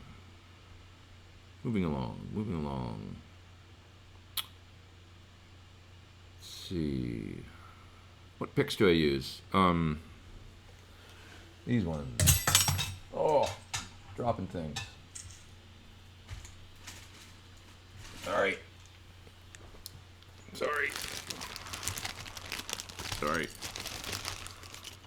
These ones. They're Ultex. You can get Ultex in black now. These are 73. So generally, 99% of the time, I'm playing this pick. I just like the feel. They're kind of grippy, but not too grippy like a Tortex. I don't like the Tortex feel that much. This Ultex stuff, to me, it just, I don't know. I started using it 10 years ago or so, and I bonded with it. That's been my pick ever since. Nice for acoustic guitar, nice for electric. Okay. Moving down. I'm gonna go faster now. How do I go about setting levels when using amp sims like bias, especially when using a real pedal board? I don't seem to hit the amp hard enough without clipping the input on my interface. That's interesting. That could mean you really just like to kick the crap out of the front of an amp. So that's hard. There's no good answer for that. Like, you know, you can boost into, it's kind of a thing, by the way, with digital effects and stuff like that too. Like, if you're starting to hear some weird clipping in your sound, make sure you're not clipping the input of a digital pedal by running a fuzz into it. Like, you know, it's good to be aware of. You know, something came up recently with Dave Friedman where he brought up that about a product that that we won't mention because I think they fixed it, but he was saying, yeah, like there was this really ugly sound, and he realized that the input of this certain product was not, like, it wasn't able to deal with the output of certain pedals, and it was like not even that much output. So he recommended some changes to the manufacturer. You know, these things, these digital devices, they've got a you know, headroom kind of ceiling, whereas a tube doesn't. I mean, you can just drive the shit out of the front end of a tube amp, and it just keeps obviously clipping and stuff like that. But it's going to clip like a tube, and so it's kind of it's an issue. Running pedals into bias or something, you're going to run into that. You can only go so far with it. There's sort of no way around it. You know, they have a ceiling that beyond that you're going to get digital clipping. Yeah. Kingsley pedals thoughts. Haven't tried them, so sorry about that. I don't have a opinion on that. What's my take on pop songwriting bass bands like Coldplay, James Blunt, or Spoon? Dude, Spoon is amazing. I love Spoon. Check out that, like, oh man, that Spoon band is so good. Go like Google the song or YouTube or whatever the song. Do I Have to Talk You Into It? What a cool song. So good. And that's like their latest stuff. They've been around forever. But to me, okay, they have a pop thing, but they are deep. They're like, they're doing it on a high level, like, much like back in the day, like XTC or something comes to mind. Like pop, sure, but like, you know, really giving like pop, like in the same way the Beatles were pop, like giving back a lot. So James Blunt, James is cool. I don't really know anything I'm not aware of his latest stuff, to tell you the truth. I worked with him in 2008 or something. Did like a few days with him in the studio. Coldplay. I loved that first Coldplay album, and then they kind of lost me a little bit after that. I've heard a few things like in the last few years where it was like, that's a kind of a cool song. I like that, but they really try and stay current and all that, and I guess it's worked well for them. They're fucking massive, right? So, but sometimes it's a little formulaic for me. It's just like, God, you guys were pretty like the first album was like some really cool, like a little deeper musically or something, and then they went the other way, like almost simplified, like too much for me. I'd like to hear a little bit of that throwback to like, because we know they can do it. They did it right out of the gate. It was cool. Okay. Aside from panning to create width, do I use any stereo widening plugins to expand the aural horizon in your tracks? Not specifically, although sometimes I experiment lately with the. That's from Andrew. I experiment with the Sound Toys pitch plugin. I can't remember what it's called now. Damn. It kind of does the sort of Dimension D or micro pitch kind of stuff, and you can blend it in at any level, and it's really cool on like certain things. Guitar tracks you want to widen just a little bit, or you could get more dramatic and do like a full on, like almost like a Eventide type micro pitch kind of thing going with it. But it's just really a great plugin for kind of subtly widening things if you want to. So check that one out. The Sound Toys. Sound Toys makes great plugins. I'm a huge fan of Decapitator. I use it on drums a lot. You can use Decapitator on just about anything, and it just makes it cool. It's a distortion plugin that lets you crunch things up. Colton says, been watching your videos for a while, and he bought a Rivera attenuator. Wondering for a while how to record your tube amp without disrupting those living near you, and just wanted to say thanks. I guess it's working out good for you. That's awesome. Cool. You bet. Hey, if I can help facilitate you being more creative in some way, I think that I'm happy to do that. And let's see. Carl says he's from Barcelona, which I love, man. Nice city. I miss Barcelona. I haven't been there for well over 10 years, and I had some great times in that town. So I was there with Draco Rosa quite a few times.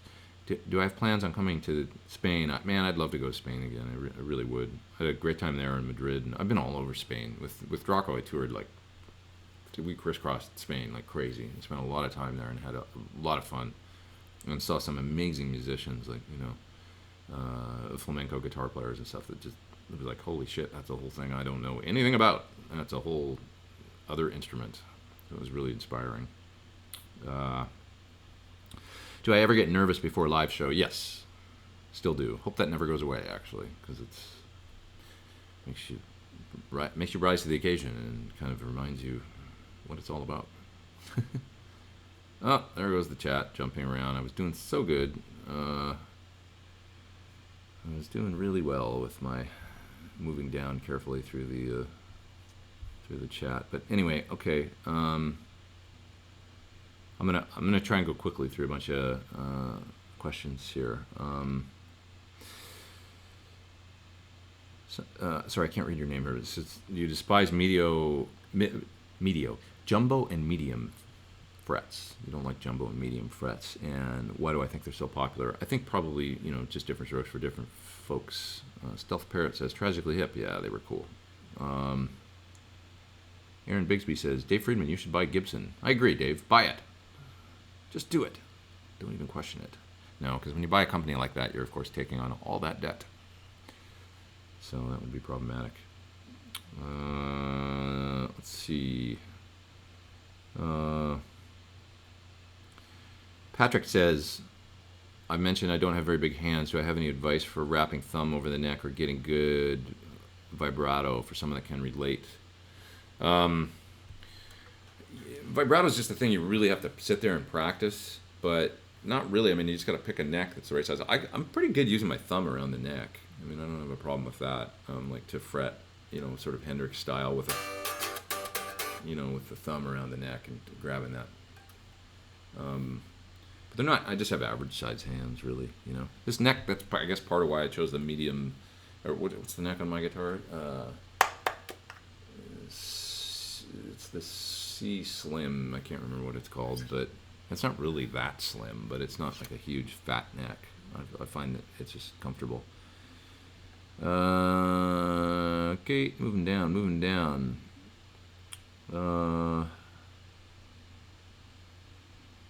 I wonder if Dave's still here. Friedman, are you still here?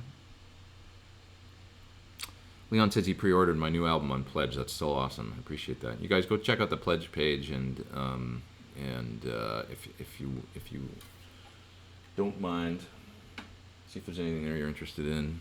We can still add some packages and stuff like that if anybody's got any suggestions of stuff. We can kind of tweak it. So yeah, we did the pledge campaign this week. Came out for the new album, physical release of the album, CDs, T-shirts, all that good kind of stuff. Go to Pledge Music. Let's see. Show you the photo with Jimmy Page. It would take me a while to find on my phone. It would be boring because I'd be looking through. You know what I mean? I can try. It's probably on Instagram. Yeah, it's gonna take me forever, man. I don't know. I'd have to look for. Let me see. It was 2007 in London. So maybe if I search. All right, I'll do this for like 5 seconds. Search 2007 London. I don't think it's gonna come up because I don't think metadata was yeah. It's gonna take forever. Forget it. I'll find it for next week or something. Let's see. What do I prefer? Friedman, Bogner, diesel pedals, kind of pedals, plus torpedo cab, software amp, sim, torpedo. I like it all. That's all I got to say. I think you're asking what kind of pedals do I like to use, maybe for a pedal board based setup. Sorry, I'm not sure. That's from Eric. Can you sort of just clarify that, and I will try and respond. Okay. Moving down. Okay, everybody's saying please stay at 11. Yeah, I see a bunch of people saying, because I asked, should I move till noon? I can stay at 11. That's fine. Oh, here's an interesting question. Quick Fingers say, hey Pete, as a sideman, how's your stint with an artist usually come to an end? Why do you usually do it just one tour and move on, or is that my choice? Actually, I don't. I mean, most artists I've done more than one tour. Well, some of you've done one, and then you don't do another one, I guess. Like Chris, I mean, I was there through 2 solo album cycles, like 2007 to 2010. Melissa Etheridge, it was like 2 album cycles. And yeah, it just depends. Many times what happens is this, that an artist is going out on the road and they put a band together, go on tour, they go support that record for a year or a year and a half, and then it's time to make another record. So they get off the road, and then it's like a year of time where they're making another album. So that's generally actually why it might only be a year.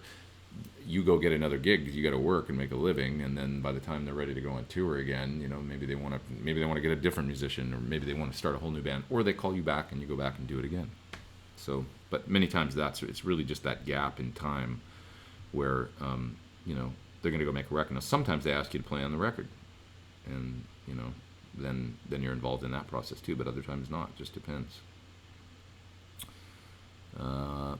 When you feel a tour winding down, you kind of know, it's winding down. It's like, okay, it's kind of coming to a close. Time to go make another album. You're kind of like, okay, I better start looking for work. And when you get good at this stuff, generally it's like 2-3 months before you you can sense when it's going to end, and you start putting, hey, I think I'm going to need another gig in about 4 months. Yeah. So you call your friends, ask them, keep you in mind, put the word out.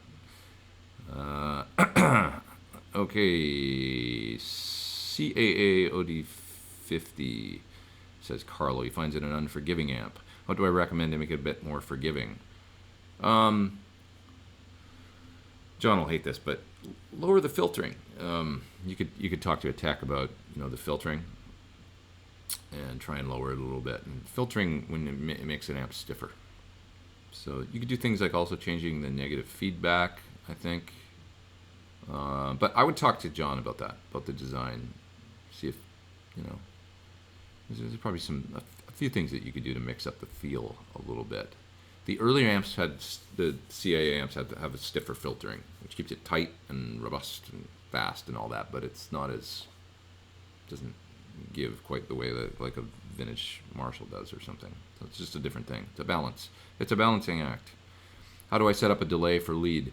Sometimes I'll do like a split. If I'm doing a stereo thing, I'll do like a, say, 250 on one side and 500 milliseconds on the other side. So it's kind of that bouncing around. One side's an eighth note delay and the other is a quarter sort of thing. If it's just a mono delay, sometimes I just like a quarter note. Sometimes a dotted eighth occasionally, or triplet delay. Just it's got to be in time somehow. But I'll pick the time that's right for the. If I'm doing kind of a more vintage kind of solo, I'll generally do the slapback thing or like an eighth note delay, no longer than like 300 to 350 milliseconds or something. If I want a more sort of epic solo tone, I'll generally go with a quarter note or the stereo split thing.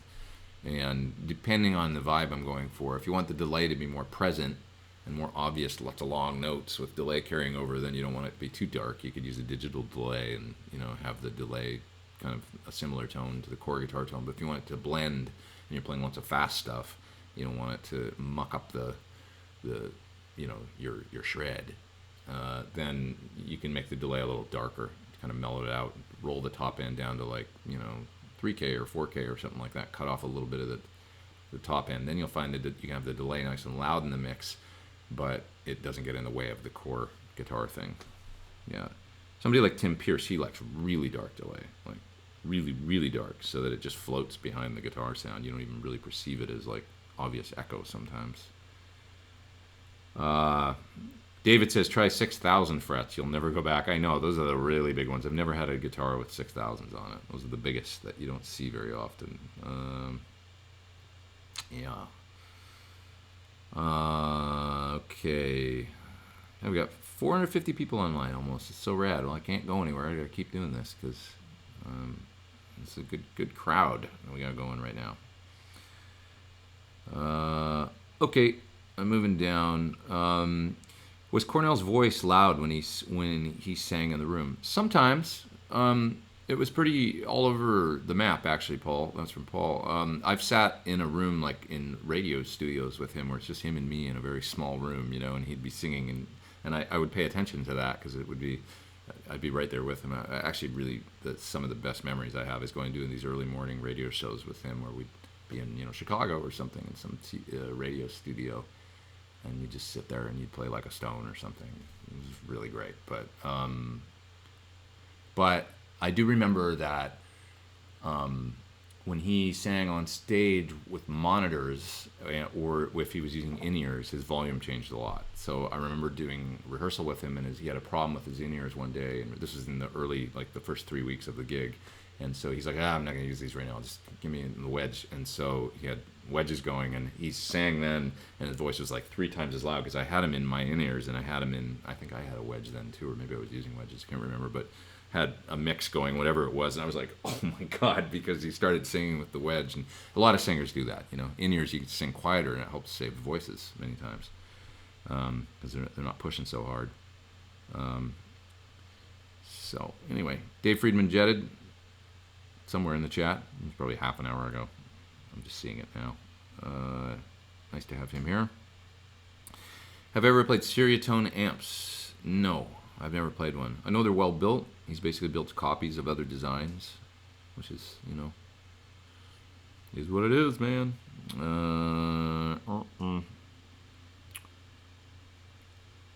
moving along. Moving along.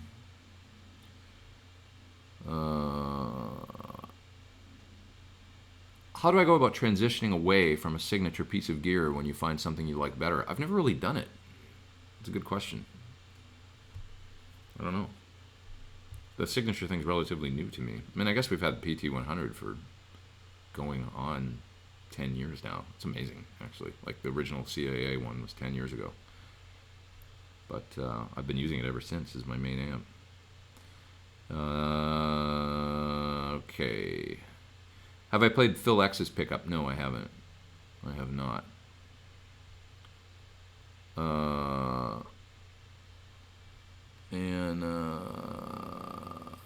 Let's see here.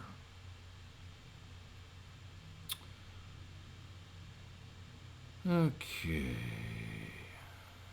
Some political bullshit going on in the chat. That's got to stop. Don't want that. We're here to talk guitar, and that's it. Guitar, music, keep the vibes good.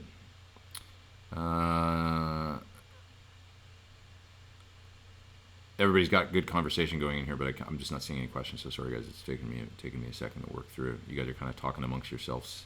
Can I please record my Sir Clinic? I probably would do that eventually, but I just want to do more clinics first before we just put it out there, because then the clinic's kind of dead at that point. You can just watch it online. Why come to the clinic? I would think, that was my thinking on it. What kind of neck on my signature series? So it's the even C Slim, it's called, I believe, which scares off some people, but it ain't that slim. It's just like a nice Strat neck, really nice. It's like, oh, that's very comfortable. That's my opinion of it. It's not too. It's a middle of the road kind of like just real comfortable C. Pete, are those direct mount pickups? Are you talking about on my signature guitar? No, they're mounted on rings on my guitar. Do I think the Fender custom shop models are worth the money? Depends on the custom shop model. I would say if they're the ones that are like crazy, really super duper expensive, probably not. No, I don't know. I mean, like, what's a guitar worth, It's like, if it's, I think that probably the ones that are just like the standard Fender custom shop models are probably priced accordingly, I'm not really into the crazy, like crazy painted guitars that are, $12,000 or something. Have I ever played in Saskatchewan? Many times. Melissa Etheridge, Chris Cornell, Blinker the Star. I remember being through Saskatchewan, just about everybody I've been on the road with, really. Saskatoon, many times. Regina, once. Okay. Marco's asking about the bridge on the blue guitar. Will it be available as a drop-in replacement for Fender Space guitars? I would assume, yes. It's going to be something that you can buy.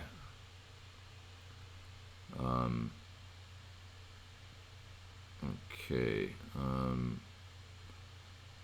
Okay, Jam says a good point here. John Mayer does a live stream to go over all the points he went into in the design. It's on YouTube at the moment. That would be good to watch. So anybody wanting to know about the Mayer guitar and what's different about it, I guess it's on YouTube, his live stream, where he goes over all the design points. I'm going to go watch that. I want to see what's what with the guitar.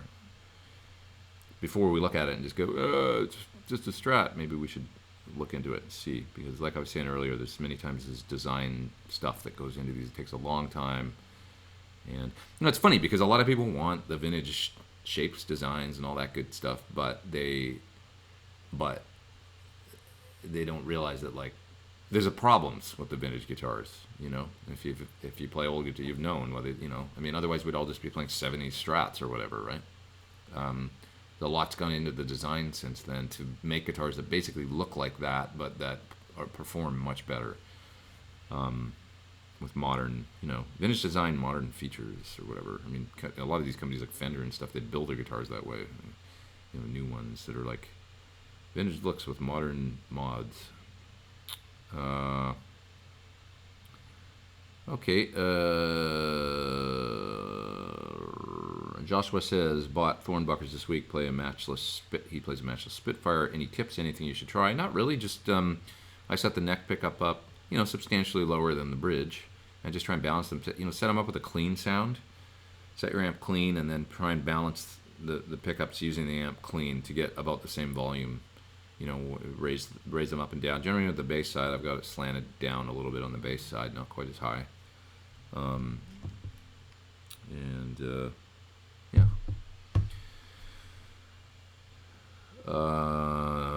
Righty. Robert asked a good question. Do I think guitars always need to be double tracked, or is it still possible to get a meaty tone with just one guitar track? Definitely, with one guitar track, you get a meaty tone. I mean, that was Eddie's whole thing.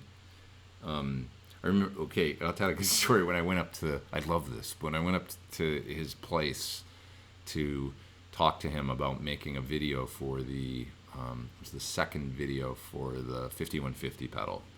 I went up and hung out with him and talked about the video because he wanted me to do it. I'd done the first one, then he wanted me to do. He's like, "Can you make a heavy one? Like, do a heavy track?" And I'm like, "Okay, cool." So I did it.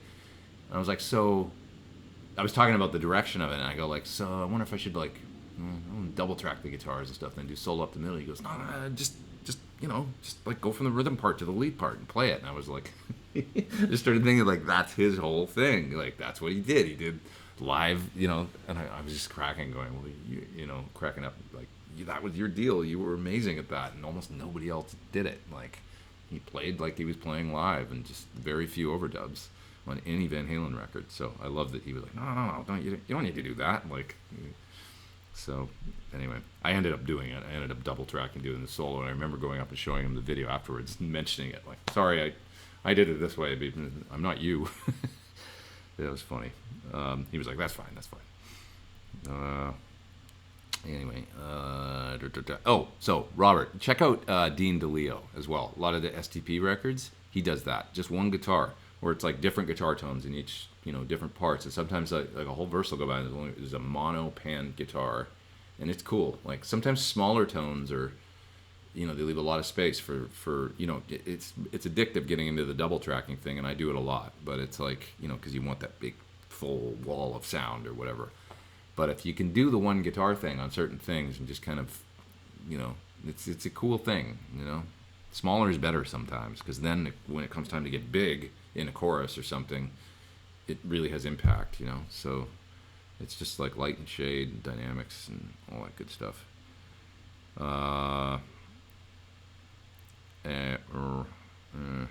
Michael asked a good question. Has Sir ever considered a semi-hollow body? I'm not sure about that. I mean, they do... I have like my, they do make tellies and stuff that are semi-hollow, T-style, guitars. My Alt T or whatever, the red one, and it's got an F hole in it. So they do that, but 335 style, it's a different thing. I don't know if they've ever considered doing that or not. So McLean Classic says, just need to play a Sir, you'll forget about the price point really quick. I have trouble picking up my other guitars. Yeah, I mean, Sirs are they're super fairly priced for a made in California guitar. It's like just anybody that thinks they're expensive, just compare them to whatever Fender prices are, and you'll see quickly that it's right in there. There's a reason for that. It's expensive to build things in California. It's expensive to build things in America. Everybody wants to get paid. People want health insurance, 401ks. There's concerns, and it's like, and we should all be, if we're like buy American, then you got to be like, well, okay, that comes at a price. It's not, the things aren't the same as they are in countries overseas, where it's like there's not the same protections for people and wages and all that good stuff. So things cost what they cost in America, and I think that whole argument's hilarious when we think about, like, I mean, there's just some manufacturing stuff that just ain't coming back here because people would balk. They're just not willing to pay when you can go to Best Buy and buy your TV. You can get a flat screen, whatever, 42-inch TV for $399 now. Everybody thinks that's awesome. It would cost $1,600 if it was made in America. Everybody would really, do you really want to plunk down that cash? So, some stuff's left, but guitars, thankfully, are still here, and we can support the people that make them, I think, because they're made right. A guitar is not a TV. That's the other point I should add on to that, where it's like some things, all right, it's like electronics, certain things you can make overseas, and it's like they're pretty friggin' good. It's like, it's made right, and it's hard. But when it comes down to that craftsmanship and stuff, and that, there's something about buying an instrument from America. I think, there's great guitars made overseas too. There is, I mean, no question about it, in all kinds of places. Japan's been building amazing guitars since the '70s. But anyway.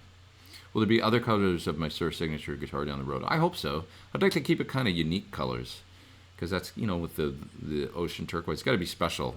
Do something, I don't know what it would be next, but it would be something unique and not kind of like just white or maybe white with a black back or something. Maybe it'd look amazing. I don't know, but it's got to be kind of cool and hot roddy, and like have a something special about it. I just want to do like a whole range of kind of standard colors and just, keeps it somewhat special.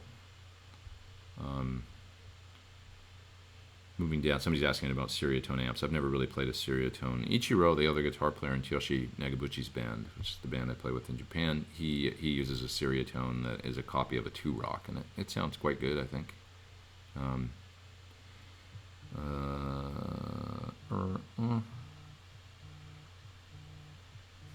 Somebody's calling. Friedman's calling. Still doing my show, Dave. Can't pick up the phone. Let's see here. I'm gonna go pretty soon, guys. It was maintained 450 people online here basically for the last while, so it's hard to leave when I see people are interested and they want to hang out. Warren's in the house. Warren who? Who's here? I'm not sure which Warren. Going down through the questions. I'll try and go a little quicker. Wow, it's like I see the same questions. It's like I swear to God I was moving down through them, but then I see the one about being a sideman and how does the stint come to an end, and I already answered that. I don't understand. Who's Warren? Somebody says Pete and Warren are two great guitar players. I'd love to know which Warren is here.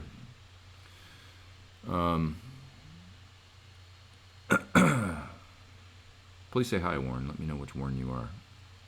Are we friends? Do I know you? Growing up with Fenders, the Silver Sky just looked a bit odd at first, says Stephen G.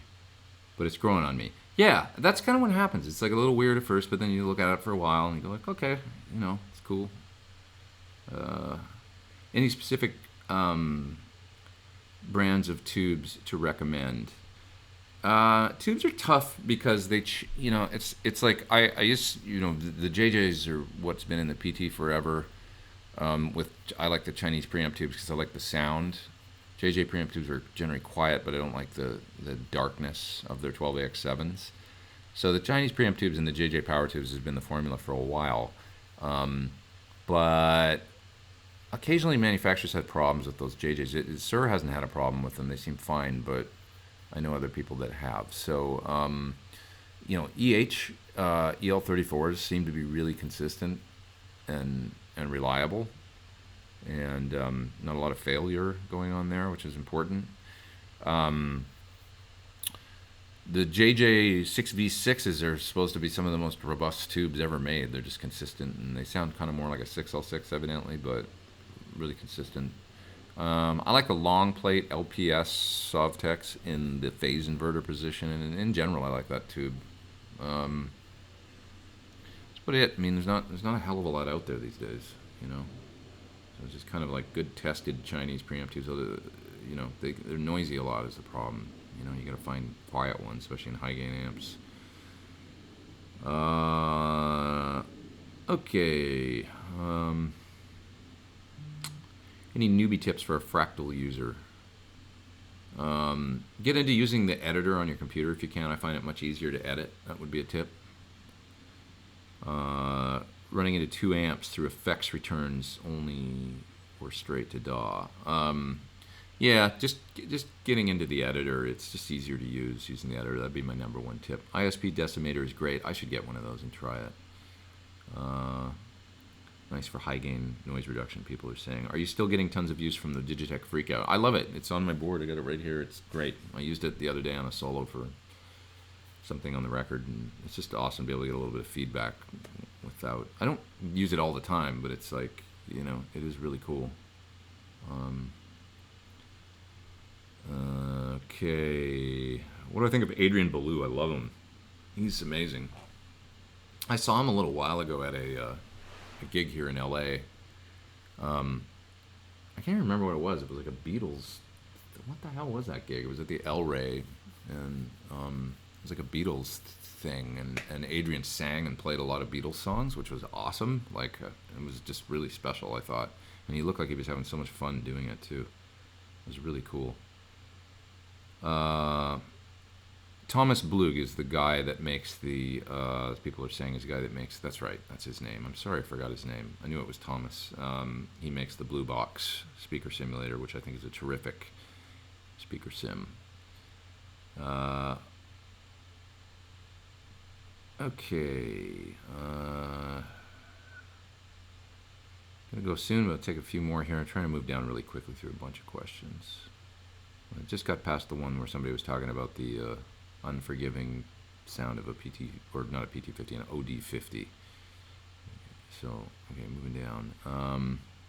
Do I have a cab close to my guitar using the Sur reactive load to create feedback? No, but that's what I've been using you can do that, but I've been using the Freakout for that.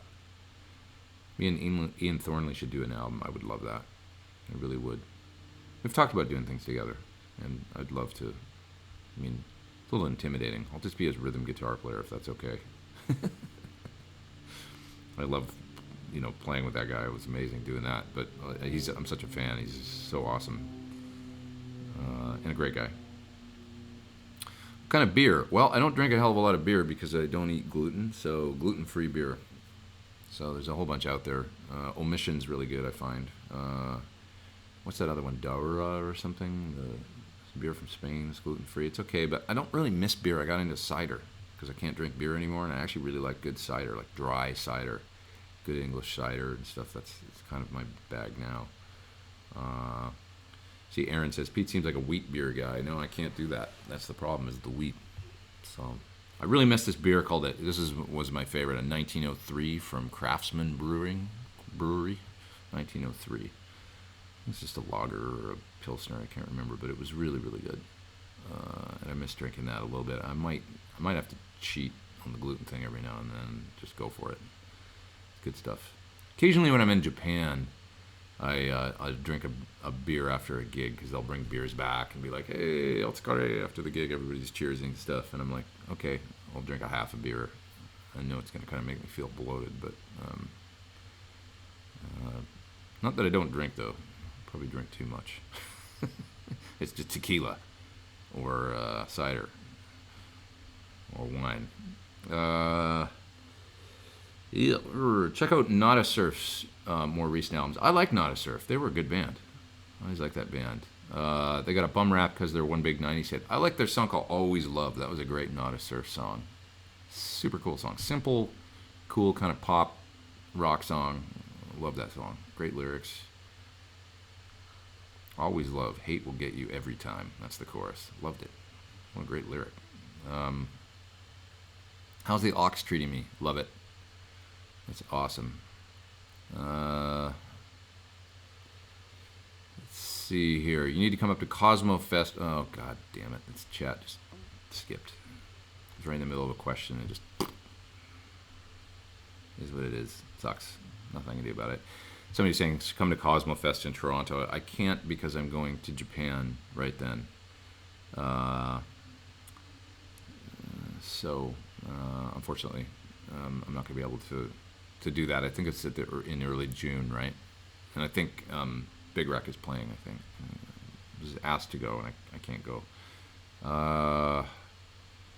Any chance I would put a band together and tour Europe like Landau is doing? I would love to do that. I'd more like to do some clinics over there first, to tell you the truth, and I'm going to get over to Europe this year. Oh, it's Warren Hewitt. That's the Warren that's here. Produce Like a Pro, Warren Hewitt. Hi, Warren. What's up? He was the Warren I was wondering about. Will I be touring for Dirty Town? Dirty Town's not going to be what the record's called. It's going to be called Pete Thorn 2, actually. But I don't know about touring, but now that I got like 2 albums worth of music, some live gigs would seem like a natural, right? So I should probably put that together. So just start in LA and see what happens. I don't know. I should put a band together and just obviously do it, right? See what happens. Who knows? Maybe Joe will call and I'll go on G3 or something in a few years when I grow up.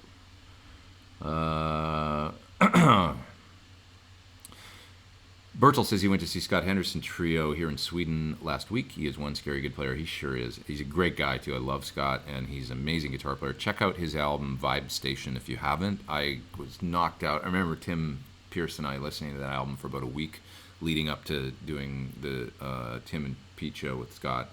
And we both were just like fanboys at that point. And we're like, dude, this is like one of the best guitar albums we've ever heard. I remember just freaking out. I haven't actually listened to it for a while. I should go back and revisit it because it's a really, really great record. So check out Vibe Station by Scott Henderson. Terrific, terrific. I've known Scott since, like going on, I used to go to his open counseling in 1990 when I was at GIT, forever. And he's always been a monster. I like that he just doesn't play too fast. He always says he's slow, like he doesn't have any chops. He makes fun of himself. I'm like, dude, whatever. He's got, he is just an impeccable guitar player, and he's definitely got chops. Okay, I'm gonna go down to the bottom of the chat here, and I gotta go soon, guys. So it's about 1:10, so we've gone about 2 hours now. I'm gonna split pretty quick, but. Your most unusual guitar hero? That's a great question. Julio is asking that. My most unusual guitar hero. I mean, unusual. I don't know. I've really got to put some thought into that because I do love unusual guitar players. When I think about Adrian Belew, he's unusual. You know that is that King Crimson record with Mate Kudasai on it and stuff? Check that out. Like, there's some unusual stuff. Beautiful, it sounds like Wales or something at the beginning. Who's another good unusual guitar hero? I found Leifson to be a quirky kind of unusual player, but amazing style that you knew it was him, and his gorgeous chord voicings and tones and stuff, and his interesting kind of angular solos that, Andy Summers, was great too. Similar way, just such a style. Do I own any synthesizers? If so, which ones? I don't. I don't have any synths. Well, I guess I have software synths, which I've used a little bit on my album now. So I have the East-West sounds and stuff, and I have the MIDI guitar that I did the demo for. So if you check out that, I did a demo of the Fishman. What the hell's it called? The Power Play? Triple Play. Fishman Triple Play. And it's their MIDI pickup system that comes with a whole suite of, sounds and stuff. And I love that thing. It's amazing because now I can play keyboards. So what I do is MIDI it up to Logic, and I can just play a bunch of the Logic soft synths, which are great, where I can use the East-West stuff. And there's just some incredible sounds in there. But check out the YouTube video I did for the Fishman Triple Play if you haven't. What a cool thing. So that's fun. So I guess, yeah, in the software realm, I do have some. What's the best 20 watt, give or take 10 watt or so that I've played or heard recently, primarily for distortion? That's going to be the new PT amp. I'll just say that. That is going to be the best. I should jam a Steven Seagal. I'm speechless. You left me speechless. I don't know what to say. Let's see here. Where was I and what gear was I using when I realized I'd found my tone? Well, my tone sort of gravitates towards the Marshall-y thing. And so when I played amps like that, I just kind of realized that it was like, oh, this is my deal. Like, I guess, it might have been like when I was making a record with a real plexi, and I discovered that and went like, oh my god, it's like this, and it's unforgiving and wild and so loud and crazy, but this is how they did it back in the day. I realized like that was a thing. Now, how do you take that and maybe make it slightly more usable, but don't lose the magic? But I love what that just always feels like home base to me. Clean or dirty, that kind of plexi-ish thing. And maybe it was that experience of like the sort of religious experience of plugging into a real one and realizing how it's like riding a wild beast, but it's kind of addictive. Ronnie Latecro, David says, I remember that guy. He was amazing. TNT, right, was his band, and he had the guitar with the different. It had like more frets on it or something. It was like different scales, but he was a really interesting guitar player. I agree. He was great. He's an unusual guitar hero that probably not a lot of people would know now. I bet he's a little bit like, not as. I don't know. Is he still out and active making music? I have no idea. I haven't heard that name for a long time. Okay. And it's Dave again. I'm just gonna answer. Hello. I'm still doing my live stream, so now you're on live with me.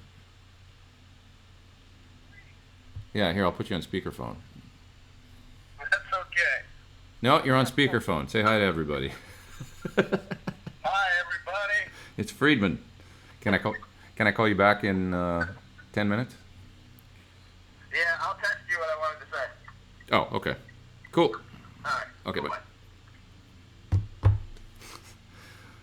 All right, you guys. Let's see. We got to wrap it up. How about Blue Rodeo? They were cool. I toured with Jim Cuddy in the 90s. Not in his band, but I was playing with Adam Cohen, and Jim Cuddy was opening, and Colin was Jim's guitar player then. Colin Cripps, great Canadian guitar player. They were great. Blue Rodeo's cool. I kind of became appreciative and a fan then. Have I ever worked with or met Steve Morse? I met him only briefly. I got total respect for him. He's amazing. Steve Morse, a wonderful guitar player, but I've never worked with him or anything like that. I'd be scared. Let's see here. What is my favorite low watt amp for distortion tones? Yeah, well, but hold on just a minute, and we will have something for you that will be ruling. I've ever played any of the 80s Kramers. What did I think of them? I had an 80s Kramer. I had a Pacer. Like, it had a hockey stick headstock, but it was just pre... what was the Van Halen one? I can't remember what they were called now. Single pickup, slant pickup, obviously. The Eddie one that they came out with. I can't remember what they called it. But just pre that, I had one of those Pacers that had like a volume and a tone. And it had a three-way switch for coil tap or parallel. And a single humbucker in the bridge. It was trans blue, and I bought it about 4 miles from here, actually, even though I was living in Canada at the time. I bought it in Sherman Oaks, California, Guitar Center. My dad bought it for me, and I loved that guitar, and I don't remember what I did with it. I traded it or sold it for something, and I hope whatever it was good, because that was a cool guitar. It was a really cool guitar. So yeah, some 80s Kramers, they were cool at the time. Somebody says, Pete, we love you, but go already. That's probably good advice. All right. Beretta. Yeah, that's it. Kramer Beretta. Okay, that was from Panhead. Okay, Panhead, I'm gonna go. On Panhead's advice, I'm gonna jet. Favorite Strat pickups, I've been using Serv V60 LPs forever. I got a set of Ron Ellis pickups I really want to try. I haven't put them in yet. Favorite ice hockey team, the Edmonton Oilers, of course, even though they suck a lot. Let's see, 80s Charvel, got a Model 2. I had a Model 3. 80s Charvel Model 3, that was cool. Japanese shred machine. That Model 3 had a dark cherry red Model 3. That guitar was kick-ass. Like, beautiful neck on that guitar. What a good guitar. All right, everybody, I'm going to jet. Have a great rest of your day. And, hey, I hope the audio was better today, too, because I plugged in this microphone right here, and it's not the computer mic. Okay. Oh, shit. That's what's going on today. That's right. I got to go to a birthday party today. Dave's reminding me. Okay, guys. I got to jet because I got to go to a party. So have an awesome rest of your day, and I'll talk to you later. And next week, to be exact. See ya.